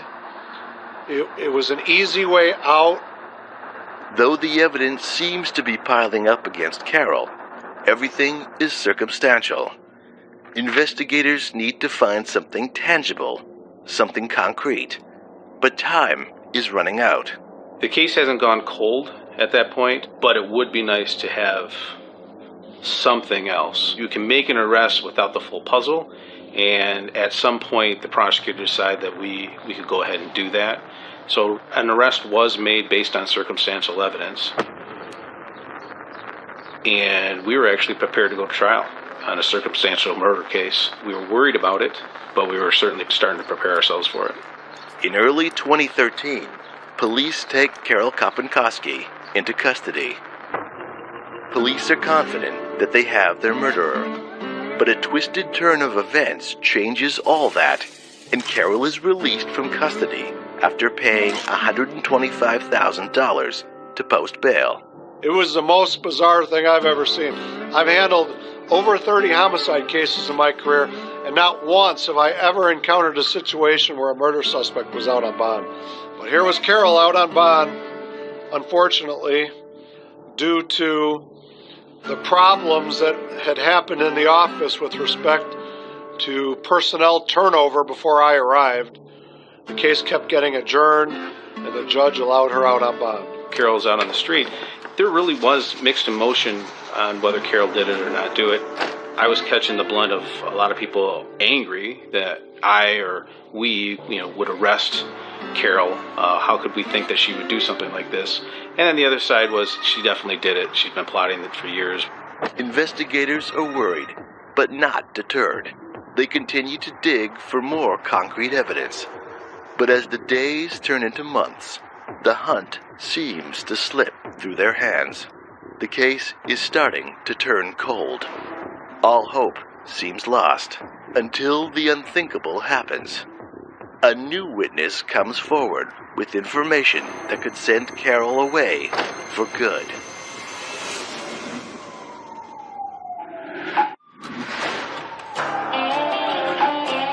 Carol Kopinkoski is arrested for the murder of her husband, Lyle. But shortly after her arrest, and due to a flaw in the system, Carol makes bail.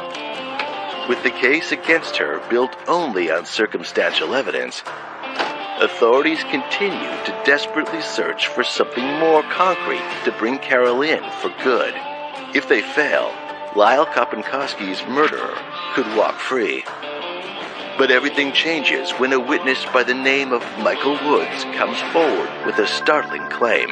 I'm in my office, and I'm actually getting ready to go home for the night, and I receive a phone call from an attorney from Gaylord, Michigan, which is about an hour away. And that attorney told me that he had some information he thought I should know concerning the Kopinkoski murder. He told me that Carol had approached his client some years prior and had offered him $25,000 to kill Lyle. Michael meets detectives to deliver a formal statement. I met him at the door, and he immediately provided me with a piece of paper that basically had explained everything that had occurred. She called me from her phone, and that was her quote. That's why I have it in quotes. She wanted to discuss a little matter. That's all she said over the phone. When I went to meet with her, there was no one else there that I can remember. I don't know why she thought she could trust me with this request, but not thinking she could really be serious about this, I thought it may be an opportunity to scam some money from her. So I told her I'd think about it, and I may know of someone that could help her. Had nobody in mind at that time. Okay, nobody in mind. Nobody. No, I'm not in this business. Sure, all right. But it was pretty specific to you that she wanted her husband killed for $25,000. So at that point, we're getting ready to go to trial in a circumstantial case, and this information pops up. It was truly epic. Nobody knows of this. Okay. Does your girlfriend? Yeah, she knows. She supports me wholly. She said, I told you should have done it right from the get-go. Woods did regret not coming forward, but he was more worried about being involved, and he didn't want to be involved in this situation. It upset me, because if he would have brought this information up years ago, Lyle might still be alive. In terms of the particulars, what was relevant to me was he had proof. At some point during our 2 meetings, Carol handed me a white business-size envelope. On his phone, he had pictures from Carol of Lyle's truck with his license plate number on it, a map of his route to work every morning. This is the break investigators have been waiting for. At that point, bond was revoked, and she was immediately arrested and placed at the Emmett County Jail. police confront Carol with this revelation. And finally, after months of uncertainty, Carol gives a shocking confession. During that meeting, her attorney, myself, and Stu sat down in the interview room, and she basically laid out the whole plan, the whole incident, what had occurred prior to, during, and after Lyle's murder. About, I think, 5 or so, he was ready. I says, okay, you can go ahead and go to work. I went out and got the truck.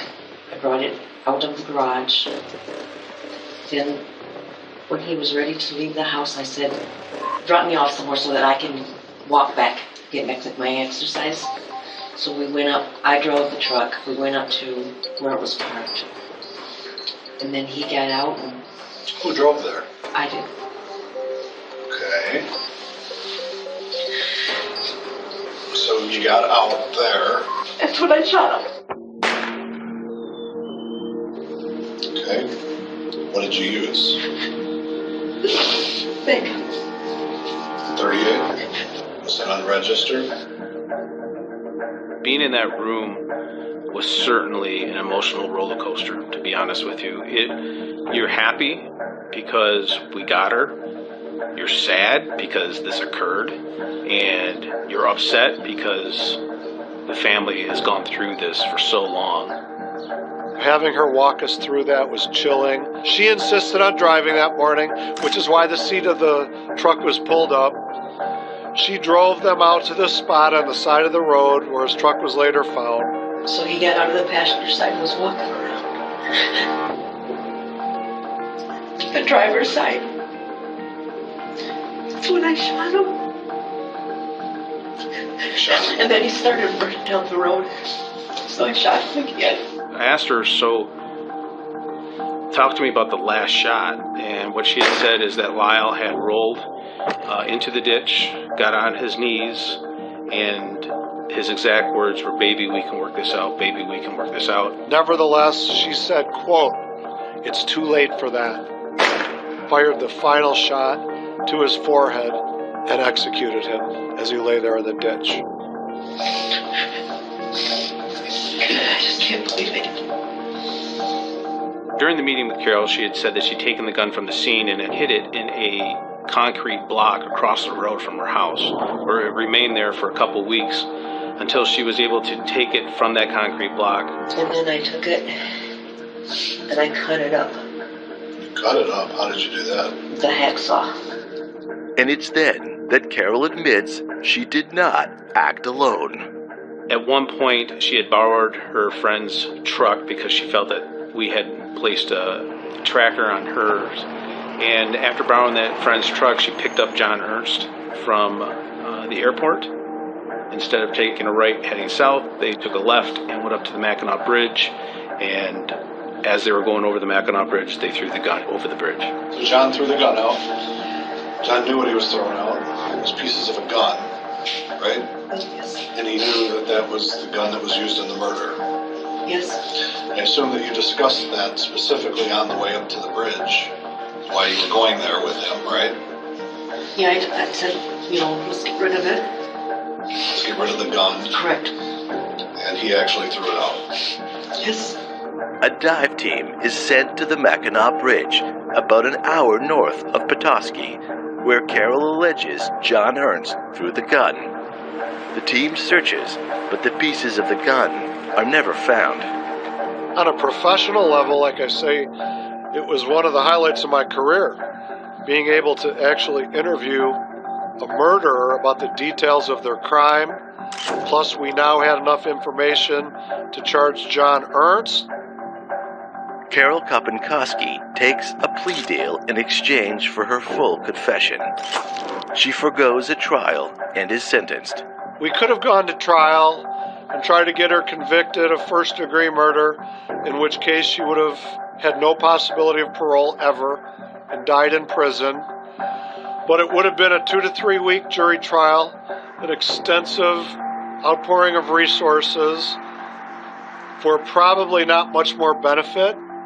With justice served, all but one question still lingers on the minds of all those involved in this horrific crime. I also asked her why. And the most bizarre answer is that her family did not believe in divorce. So I asked, so you murdered him instead? And she said, yep. She tried to claim that the reason for the murder was because he was abusive and he was an alcoholic and she was just tired of it. We don't believe Lyle was an alcoholic. We believe he drank partly out of frustration because of her affair with John Ernst. We believe Lyle was very frustrated with Carol because Carol was not close with him, was very distant from him. He knew she was cheating on him, and rather than addressing that, she killed him.